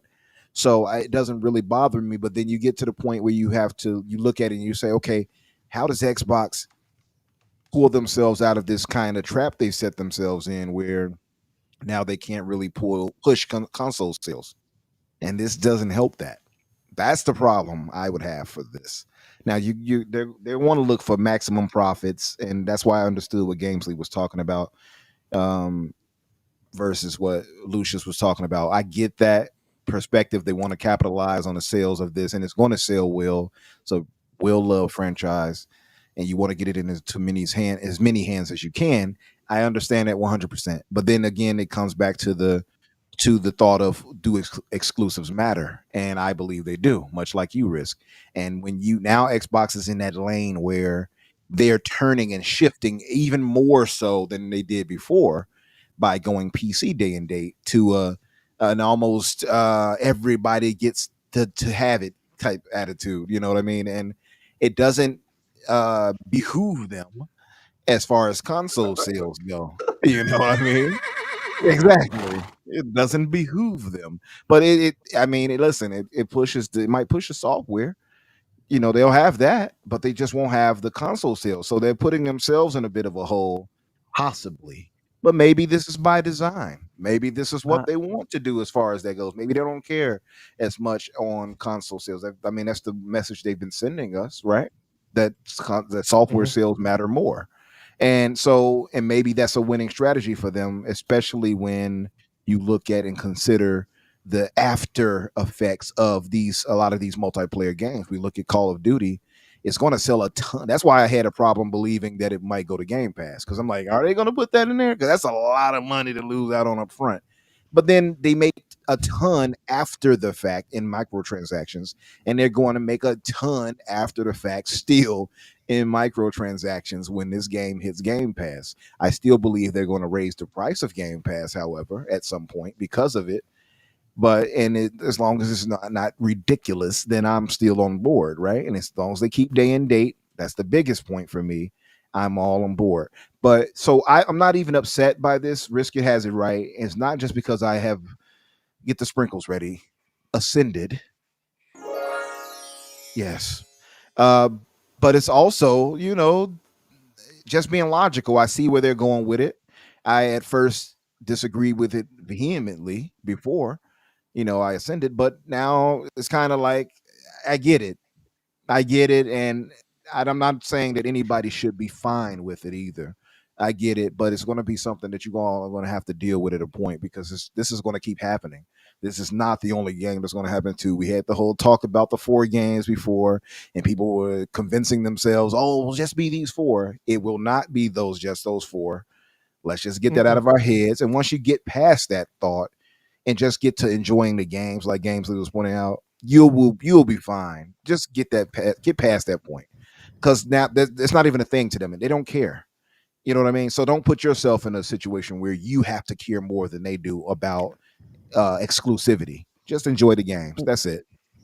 Infinite Umbra. So so I just wanted to say, like, when you say like exclusive matters, they really do. But are we so bullish to think that, like, PlayStation, if we look back and we really do think, okay, all these companies are changing at once, like I said on the top, they're all trying to go third party, right? This benefits Microsoft more than it ever has. So when somebody goes to purchase something, right, they look at a box or whatever. Actually, mind you, physical stores might not even be a thing, let's say in 4 years. So word of mouth of the teller, right, won't actually be as prominent as it is now, behind the shelf, EB Games, all that stuff.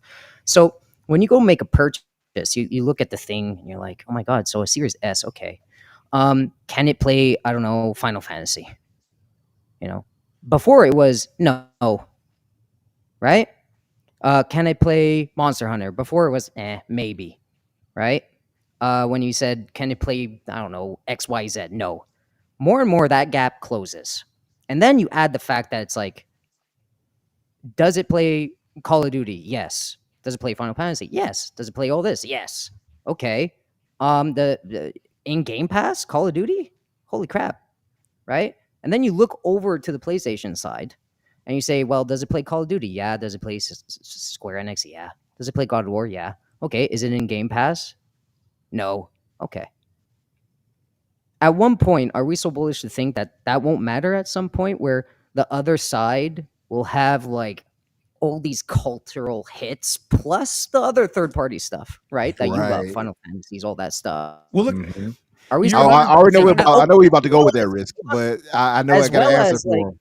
Doom, as well as Doom and Indiana Jones and Avowed 2 and a freaking whatever 3 and Call of Duty 60 and all that stuff.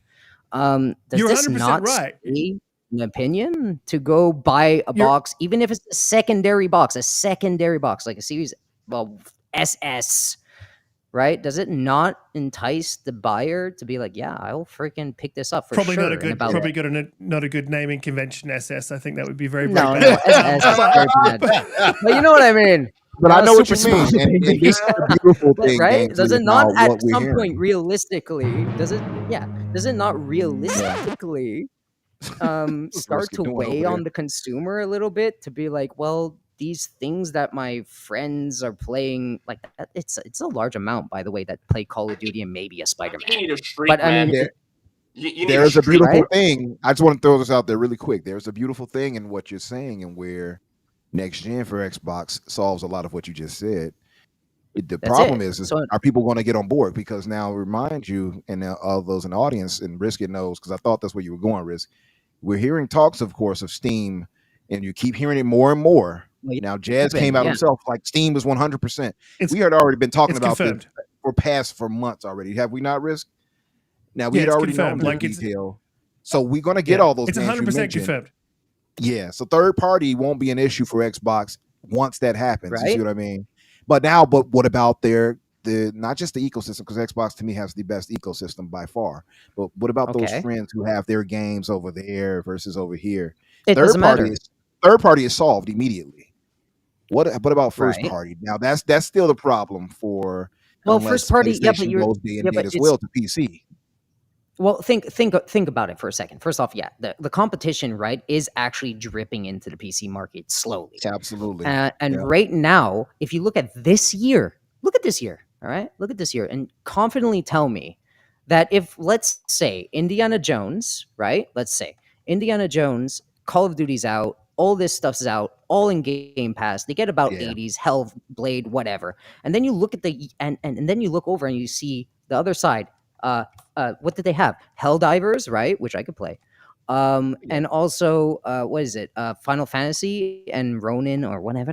But that Final Fantasy, what I'm trying to say is that later on in the future, 4 years away, Square wants to be on your box. So that's not even exclusive. You're telling me that God of War is going to hold you off against Call of Duty, Avowed, Indiana Jones, Square Enix games, not Game me. Pass. It's like realistically, fully on Xbox side when it comes to that, brother. Trust me. It might be right. You buy a secondary console. Go ahead, Riskit. Let me just give you a little interaction that I talked about it last week. So I went to I'll shorten it up as well. Went and got a fresh cut. I mean, I don't know if you can tell, some of the hair's left. But when I got a cut, I was talking to the hairdresser. He's probably, or the barber, sorry, Umbra. Right. But he's a young guy. He's in his 20s. He's a casual, plays a lot of FIFA, plays a lot of COD. He's a PlayStation guy. All of his friends are PlayStation guys. Library, friends, that's why he's there. The standing, anyway, he hit me up. He's like, oh yeah, that Game Pass thing. We heard Call of Duty's going over there. I was thinking we were all talking about buying an Xbox when that hits over there and then he said, because it's got this, but I said to him, because he didn't know, I said, well, yeah, it's got last season's FIFA too, man. He's like, oh, no shit. I'm like, yeah. He's like, oh, okay, I'll tell the boys. So this is the thing, I think, is some people are hearing about this, a lot of casuals are hearing about this, and if it happens, I think there will be a needle shift, but also, you're 100%, 10% right, but also on top of that, Xbox needs to push this in marketing better. They need to do a better job of that. The other thing I just wanted to sort of mention, and I'll jump back to Donte as well, because I know, Donte, you wanted to throw in there. C Fresh said the war is over, Xbox lost. That's just not true, man. That is not true. C Fresh, let me tell you what happened here, because it seems like you, I don't know if you're a PlayStation guy. Battlefield if you are, but the war keeps going on. Yeah. You seem like it. Well, I disagree. I think the war is over and Steam won. Steam snuck in while we weren't looking, and they just aced everyone. And I think that's why. And when we talk about Steam side loading into Xbox, that's 100% happening. I've heard it from Jez, came out and confirmed it, but I'd already spoken to Jez in the background. We'd heard it from multiple sources before that. And then I've also confirmed it with someone else who has also heard it and would know. So it's 100% happening. They are side loading Steam onto Xbox. It is going to be a Windows-based machine. I can't find out if it's an ARM-based machine, but the Surface team is involved in the development of the new Xbox. Okay, this is why we heard them coming in. So when that happens, these conversations are totally different, which is why I think you've seen me and Umbra sort of have a shift with the 4 games thing. Because well, is it a big deal? We're going to get everything on Steam. The other thing is, if they're smart and they detach the hypervisors from the Xbox and they update the old Xbox Ones, there's 80 million consoles in the wild, including the Xbox One and the Xbox Series consoles. If they can somehow detach the OSs so that you can sideload Steam on the old Xboxes, because a lot of people are like, why would Steam do that? Why would they give Xbox a cut? You just instantly give yourself however many consoles get sold as a customer. So let's say they sell 20 million. That's all they sell. Steam automatically ends up with 20 million further customers. They're going to be happy to give away a 30% to Xbox or whatever it is, whatever they agree, right? Because they're not losing 30% of 20 million of the customers they already have. They're gaining 70% of 20 million of the customers that they will get, and it will probably be more than that. So this is a huge move, and the same goes for Epic, same goes for itch. This is a huge move, I think, for Xbox. So if you, I want to give one small pushback.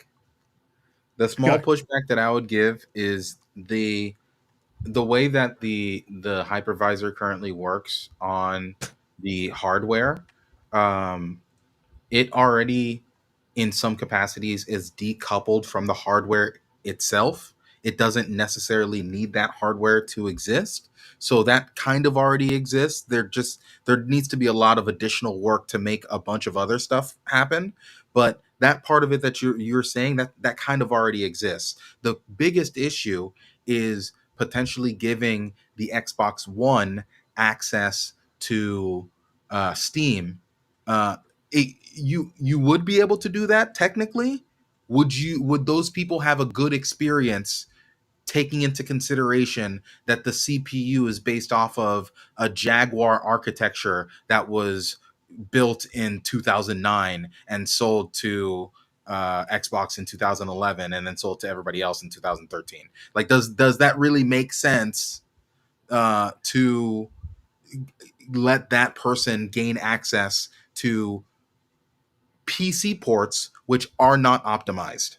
Like, a significant amount of PC ports are not optimized for like PC hardware, much less extremely limited hardware from 10 plus years ago. But you're talking implementation. So when you're talking about that sort of implementation, you're going back to Xbox One. There's a lot of Steam games that could run absolutely fine on the Xbox One, and then opening up that ecosystem too.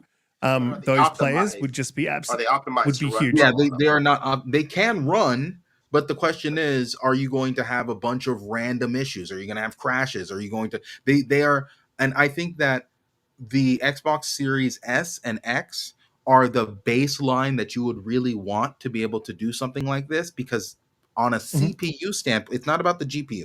From the CPU standpoint, it has enough headroom to kind of play around, and the architecture is powerful and new enough that when it runs into certain problems, when it comes to games not being optimized, the hardware itself can brute force through that via new methods that have already been created and implemented inside of that chip. That's true too, but I'll add too, they can do forward. They can do forward streaming too, though. Yes, but you can't do that for the stuff back then, and that's where the biggest there is limitations to that. Yeah, we've already solved this problem though. So I'm more talking about AA and indies that would be available on the One, but for the some AAAs that may be available on the One, it's older hardware. It's really simple. You have a spec sheet for people make their own decisions about whether they're going to buy and download a game based on spec sheet. And all you need to do is add to every single Steam game, Series X, Xbox One. If it's not Xbox One, don't have it on there. People download it and pay for it themselves. Well, obviously they can get a refund and try to play it. Like, it's a really simple fix. Like, there would be you're opening up experience though. That's very much the PC gamer's experience. Oh, let me pay however much money I got to pay so that way I could see if this thing works. Oh, it doesn't work for me, and then I'll get a refund, X, Y, and Z. Like, well, to be fair, you're right. It's different. Not used to that sort of experience. The whole point of a console experience is that it's supposed to be plug and play. Press one button. You're not supposed to have to look at any spec sheets anywhere. The whole point is the fact that if this game is being sold on this store, then I know that it is working and X, Y, and Z. And if you start getting into the point where you start merging and making it so that way people can barely tell when they're on the Steam store versus when they're buying a game on the Xbox store or something like that. Like, you have to make it so that way it's differentiated enough so that way the only people who go to the Steam store are nerds like us who know what we're doing to some extent and are willing to deal with some of the weird stuff that comes with, playing around with like PC ports of things. But I'm not a nerd, by the way. The only reason why I do this heavy pushback is because I look out for the PC or I look out for the console dudes, because the console dude does not have time to try to figure out all this configuration bullshit and isn't on Twitter like all of us and isn't dedicated to gaming like all of us. Most of them just want to play their games and just want to press one button and start playing that game. Well, And Lucius, the let me further ask we you. move from away from that, the more you're going to kind of like push those people away. Lucius, let me ask you though, couldn't they just make it the way that if, for instance, like to Riskit's point, if they're going to differentiate and say, hey, this is Xbox One compatible, this is Series S. I do agree with you that Series X and X should be the baseline, probably will, but couldn't they easily just not allow you to buy it if you're buying it off of the Xbox One, saying well, that it's the not biggest compatible? problem is that the Xbox ecosystem is a unified ecosystem, which means when you buy it anywhere, you buy it for everything. So like if someone buys a game, the game may not. Okay, so if you buy a game on like the Xbox store on your laptop somewhere, right? I do this sometimes, like in the middle of work, I'll just go and buy a game and then it downloads on my Xbox. When I go to my Xbox and play that game, it already installed on my Xbox because it knows that it can play on my Xbox. But what if I was just looking around on my laptop, bought the game, and instead I have an Xbox One and I didn't think to look at the spec sheets to whether or not there's get a refund. Yeah, like get a refund. And thankfully, Microsoft has a good enough of a refund system that it allows you to be able to do that. But in the same way that the Steam Deck, you can do a bunch of stuff with the Steam Deck, but if you don't press the power button and then say go to desktop mode, you will never see Linux, right? You are inside of an ecosystem and where you never have to interact with that stuff. That's kind of how I want it for Xbox. I want it so that way this new Xbox, unless I specifically go to a specific location and switch to get into the Windows mode, I never want to see Windows. I never want to see a start menu. I never want to see any of that shit. I never want to see any other storefronts until I choose to go download them and then do all the things that I want to do. That's what I would like. That's reportedly what they're doing, but also, I mean, Kay's saying that they've got this problem solved on Valve, but they've also got this problem solved on Xbox. They have Xbox Series X games that do not run on an Xbox One. They're still in the store, but you just can't download them. You could. There's a simple way for a system to recognize a system and for it to spit back, no, you can't download this. You know, like it's not a massive issue that's not solvable. I think this is a really solvable problem. Like, and I think it behooves them to solve that problem, because you know this is just pushing them into a this. I mean, this would be great for me. I'd be laughing my head off because it'll push, you know, PlayStation into a bit of a bottleneck. Whether PlayStation games come to Xbox, whether there's licensing, can they block it? They can block it. You know, all these questions be really interesting. At the very least, this is really interesting to watch all of this go down. When it all goes down, I am going to love it. Absolutely love it. I want to kick to Umbra because Umbra, you've got to jump in with something, get final word, and then we'll get some outros and get out of here because this has been a long one. Yes, sir. So to your point, I get what you're saying, Lucius, but my thing is, I don't think it's a problem as much as you're saying. I get what you want, but that goes back to the discussion we were having about the review thing of a game. Like, well, that's what you want versus what you're going to get. And what they're going to give you, I'm sure they're going to streamline it enough to make it easy for the console peasants. I don't say this as an enlightened. I say that as also still a console, somewhat semi-console peasant myself. Troglodyte. But yes, the troglodyte, as our brother Kay would say. But I don't think it's a problem. Two, I would say maybe it's a problem worth having that people need to adapt to, right? I myself have to adapt to this PC. I didn't want to do that, but if I want the performance I want, it's something I'm going to have to pause when I say this. Appeal I'm going to have to swallow, right? But you saw that, right, Donte? I was prepared. This time I was prepared, but He gave himself a pre-pause. He's prepared to swallow. Like, I'm gonna pre-pause. That's wild. To get the pre-pause out, That's diabolical. Just in case, because I know how people get me real quick if I'm not fast enough, Gamzly. I'm sorry you have to be part of this. But yeah, like my thing is, you loved it. Okay, well, there we go. We fine then. But my thing is, I think it's a problem worth having, because when you get the option of all these consoles, even to the Xbox One, if they have forward compatibility with the streaming, because I see people mentioning cloud, and that's their way out. Absolutely. So even if you buy it and you can't play it on that, let's say the Xbox One, because it's not, the specs are not lining up. The CPU, like you said, is not CPUing in that case. The computer's not Putin, as Cam would say. Then you got the forward compatibility because of cloud that would help, that would solve that. But let's just go by the point of they can easily label it like Riskit is saying, and say, well, you're not allowed on this. And they have it labeled. What is, a little checklist, if you will, like you would see on a spreadsheet for a PC. They're going to put that inside the store part where you buy it, the marketplace, and say, hey, this can play it, this can't. Now, if people can't read that, then that's just on them and they can get a refund. I don't think that's a big enough of an issue to be like, oh, we shouldn't do it because of that. That's what I would say. But I do get your point. And, like I said, this, and like Riskit pointed out, this is a thing that's going to happen. I trust Microsoft to be smart enough with their people that they have working for them to get the UI and everything else like that and situated enough, especially with Valve working with them, to get it situated enough where it's smooth. And I feel like we're missing a little context here. The reason why I'm afraid about this is by trying to also incorporate the Xbox One. At that point, you are talking about 3 separate generations, because this conversation is about the next generation and what they're doing in that next generation, right?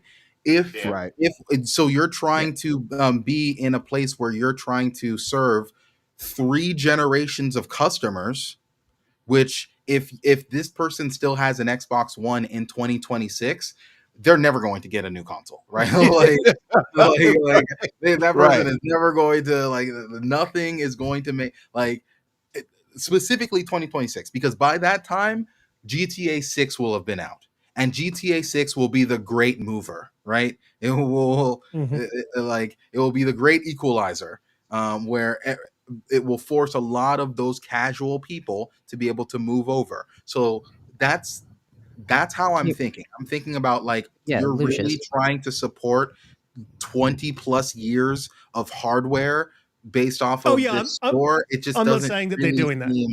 I don't know. Well, I'm not saying that they're doing that. I'm just saying it's a possibility that they could, and I think I would put the effort in to do so, because you're tapping into 80 million consoles plus whatever you've got your next generation. I think it'd be worth it to them to do so. And if those people, want to stick around with their Xbox One in 2026, let them do it. But I'm not saying that they are. That's not what I've heard. It was a thought that sort of came across, and I was saying it would be a good thing for them to do, and they could do it. There's problems. There's always problems with any move you're going to make, but are they solvable problems, and are they worth solving? For the resources that you're going to put into them. Gamzly will go to you, and then we'll get to outros, and we'll get everyone out of here because you want to jump in. This is okay. Well, I don't really know how we got all the way over here to the Steam thing, because I thought we were talking about Doom and all that stuff. Yeah, but Lucius, what you said that touched up on what I said in the top there was the GTA 6, and a lot of people are on last generation consoles and they don't want to move, but what they are doing is spending money on those things and spending money on those ecosystems wherever they are, and that's the point of Xbox's next move. Wherever people are, they're spending money in the Xbox ecosystem, i.e. buying games and Call of Duty and this and that, wherever you are. That strengthens them, that strengthens their perception and where they are in people's minds. You said that the great mover will be GTA 6, okay? And it's very interesting that you say that, because you also have a Call of Duty, Indiana Jones, Avowed, maybe Fable, you got Towerborn, you got all these games, HellBlade 2, right? You got stuff, Fallout's hot right now. God knows what Fallout is going to announce, maybe in the end of the year, something coming. You got all this stuff lining up for Xbox in a very powerful moment right before that great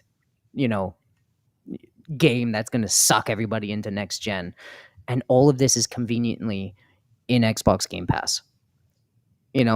All those titles that are going to come out communitively before GTA 6 comes out, there's going to be a Call of Duty in Game Pass by then. There's going to be all these games lined up by then. Consumers on the Xbox One and will look over and ask the same questions. Well, wait a second. Okay, what does PlayStation have? This. Okay, what does Xbox have? This. And it's all going to look score-wise almost the same. It's all going to play very awesome if all these land, because I know in the chat you're all skeptical. Well, they have to land. It's like, yeah, well, on the other side too, they have to hit, right? So one law doesn't apply to the other side as well. If Xbox lands and they land correctly, they have a beautiful storm, and we as gamers go where the games are and where our communities are and what's easier and what's not expensive at the moment in a very hard time. And Xbox is in position to give great value next year when those people are thinking about what box to pick up for GTA 6 and the next COD and the next this and the next that. Because Xbox right now has a very generational IP on their hand, and it's very powerful. And minds could swim and sway. And I heavily suspect in like 3 years, Xbox is going to be pretty damn healthy, especially when people start picking up a box for value. And that's a classic consumer behavior and services. As I said, repeats itself. We're hoping we're going to have history repeats itself. Some smart consumers. Well, no, it's not. It's not. Yeah, but we are all the same consumers. We're the same consumers, right? History has taught us to consume services and whatever is valuable, and we will go to whatever is valuable. And right now, right, it's lining up that Xbox in the future have stuff that's very culturally relevant that people want to play. Call of Duty is huge, and services are huge, and so is Xbox Game Pass, and they kind of have the monopoly. Who's going to stand against them? PlayStation Plus? Or wait, Ubisoft Plus? Oh yeah, EA Plus, whatever is in the service. So they have nothing in front of them. So when I say history repeats itself, this is a Netflix. Nobody likes to admit it, but Netflix, I mean, that's the thing. History repeats itself. We're the same consumer. That's what's going to happen. Xbox is just going to be really slow in recovering, but they will recover, and they're going to be gigantic. But anyways, I regress. If you're in the Xbox ecosystem, have fun in the Xbox ecosystem. I don't think you're going to be disappointed. Don't look over to the other. We're the same consumers. We're going to have 2 boxes. The people listening right here, right now, we're going to have 2 boxes, And I've got 3, but I'm not going to tell you what the other one is. But sorry. Switch What's 2? in the box? Switch 2 confirmed. No. Yeah, look, 110% agree. I think that it's a slow pivot, but Xbox needs to stop stepping on those proverbial rakes on the way there. And we'll see how they do coming up in the future. But we do have to get out of here. It's been a damn near 3-hour show, and we haven't done that for a long, long time. I'm so sorry. I'm so Lucius. Sorry. No, it's all good. Lucius, it's not just you. This is really interesting topics. We had a great discussion this week. Chat's been absolutely on fire. You guys are always amazing. We had 549 people in chat at one point across all 3 platforms that I'm streaming to. So that was pretty cool. Probably, I think it's a record for Pixel Slapper. Can I go now? Yeah, absolutely, man. We're just doing the outro. So, Lucius, thanks for coming through. Really appreciate you coming through at short notice. If you want to let the people know where to find you, you can. Otherwise, just let us know what you're looking forward to. Yeah, please don't look for me anywhere. I like to be by myself and with my homies. If I appreciate you and what you're doing and see that you're not a weirdo, I will come and find you. I will I will interact with you, but don't look for me. That being said, I think that we should all just enjoy video games. If you guys have not tried HellBlade 2, give it a chance. Don't let other people, and that's including me, tell you how to feel about the game. Just go experience it yourself. Thankfully, it's a relatively short experience that you can finish in either one sit down or break it down into 2 or 3 sit downs like I did. And I find that I enjoyed myself. If you don't enjoy it, then that's totally fine. But don't allow someone else to tell you how to feel about the game. Just go experience it yourself. Well said. Absolutely. Gamzly, let the people know where they can find you, Asa, Deadly Headley on the Xbox Series podcast. I don't know what day it is because it's a different day for me in my country. I live in the future. So let everyone know where they can find you, what you're up to, what you're looking forward to. Yeah, first things first. The panel, you guys are amazing. So Umbra, it was awesome to hear you. Donte, I didn't get to hear you that much, but love you, man. I appreciate you. Same to you, Lucius. You're awesome. Keep speaking. And Riskit, I don't like you. No, I'm kidding. You're amazing. So thank you for having me on. Chat, you're also no one does. That's good. You're also amazing. Thank you for hearing my wild theories and me going around in a circle loving Xbox. That's just what I do. I love that platform. And if you love it, keep playing on it. They're not going anywhere. They're powerful. They got you. They got the games. Just keep playing. You can find me on the Xbox Series podcast every Thursday at 3 p.m. Eastern time, and you could Google the other time zones. I don't freaking know. So every Thursday on the Gaming Arcadia channel. And you could find me, Gamzly, on at Gamzly TKD on Twitter for all the other stuff and appearances I might be appearing on and podcasts and stuff like that. So find me on Twitter there at that handle. And also I'm on Double Barreled Gaming Mondays at lunchtime, 12 p.m. Eastern time, talking about Xbox, where I have, fanboy takes. So come listen to me there. I love you guys. This was awesome. Thanks for coming through, man. We appreciate you coming through, and at such short notice as well. So thank you very much. I really got to get my shit sorted out because I've got no excuse because my family's not here taking up all my time. So I guess this one's just me. It's all me. Donte, another fantastic week. Thanks for coming through, man, every week. Love hearing your takes every week. You're measured, thoughtful, and we're grateful to have you here as a panel member. Let people know where they can find you, what you're up to. Talk about the Boozy Box Office podcast. Has it moved to YouTube yet? All that good stuff. No. We're still working it out. I think we're gonna get one more person, so we're still working it out. Haven't made it official yet, but anyway, I'll get back. I'm free. I'm free. Hit me up. Hit me up, Donte. Hit me up. You in the movies, man? I love movies. All right, good. Because we definitely gonna. I'm definitely looking at bringing in some more people who like have a love for cinema because we also want to get some diverse opinions and. Man, that voice, of course, man. I'll hit you up for sure. First off, thanks to our guests for showing up, man. Gamzly, pleasure meeting you, bro. Lucius, pleasure meeting you as well. You guys had some really, really cool takes. I love to hear you guys' perspectives. It was awesome to basically just be able to kind of hang with you guys and kind of just discuss gaming, man. That's just basically what this is all about. The chat, man. You guys are just awesome. So I just wanted to just give you guys a shout out for every time you guys come and rock out for us. Everyone's always really cool and chill in the comments. We hardly ever have like the super bad actors who come in just looking to cause trouble. So thank you guys again, Lotus, for all the gifts that you did, man. That's pretty awesome. We greatly appreciate it. You can find me on Twitter, Donte J Moody. I'm on Xbox, Spriggan113.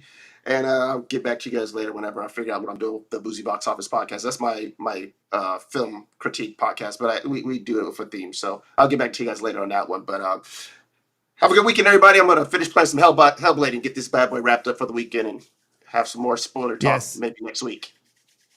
Say me too. Umbra, another fantastic week. Another fantastic fix. Unlike all the other ones no, I'm kidding. Like they're all great, but it's a fantastic fix this week. Let people know where they can find you, what you're up to, what you got planned for the week coming up.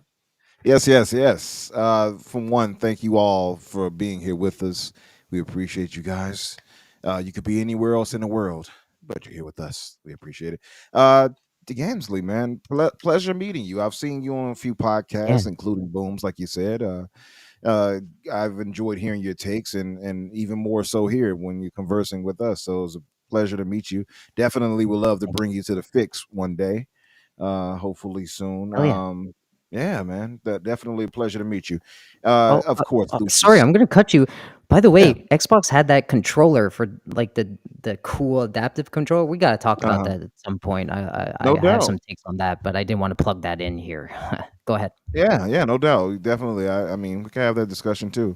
Lucius, of course, we always chat, you already know, but always a pleasure to hear your takes. Very well reasoned, very logical, brother. So appreciate you as well for being here with us. To my panelists here and host, Xante, all love, brother. Of course, like Riskit pointed out, always measured as well in your takes and very knowledgeable and I think reasonable. And so appreciate you being here. Always risk it. You okay? Then the audience again. I'll just that'll be wrong. Oh, risky, great job, brother. Keep doing the thing. Excellent job, Riskit. Excellent. Yes, excellent job, bro. Yes, keep doing the thing, and just cut out on the cigarettes. Sticking them where we were talking about before. Yeah, that's it. Pressing buttons. More coffee breaks, less smoke breaks. Exactly. But other than that, thank you all again for being here with us. Lotus, thank you for the gifting of the memberships to people. And come back again and talk with us and chill with us again, guys. We appreciate you. You can find me, of course, Infinite Umbra or Umbra Infinite on Twitter X. You'll find me either way. Sweet.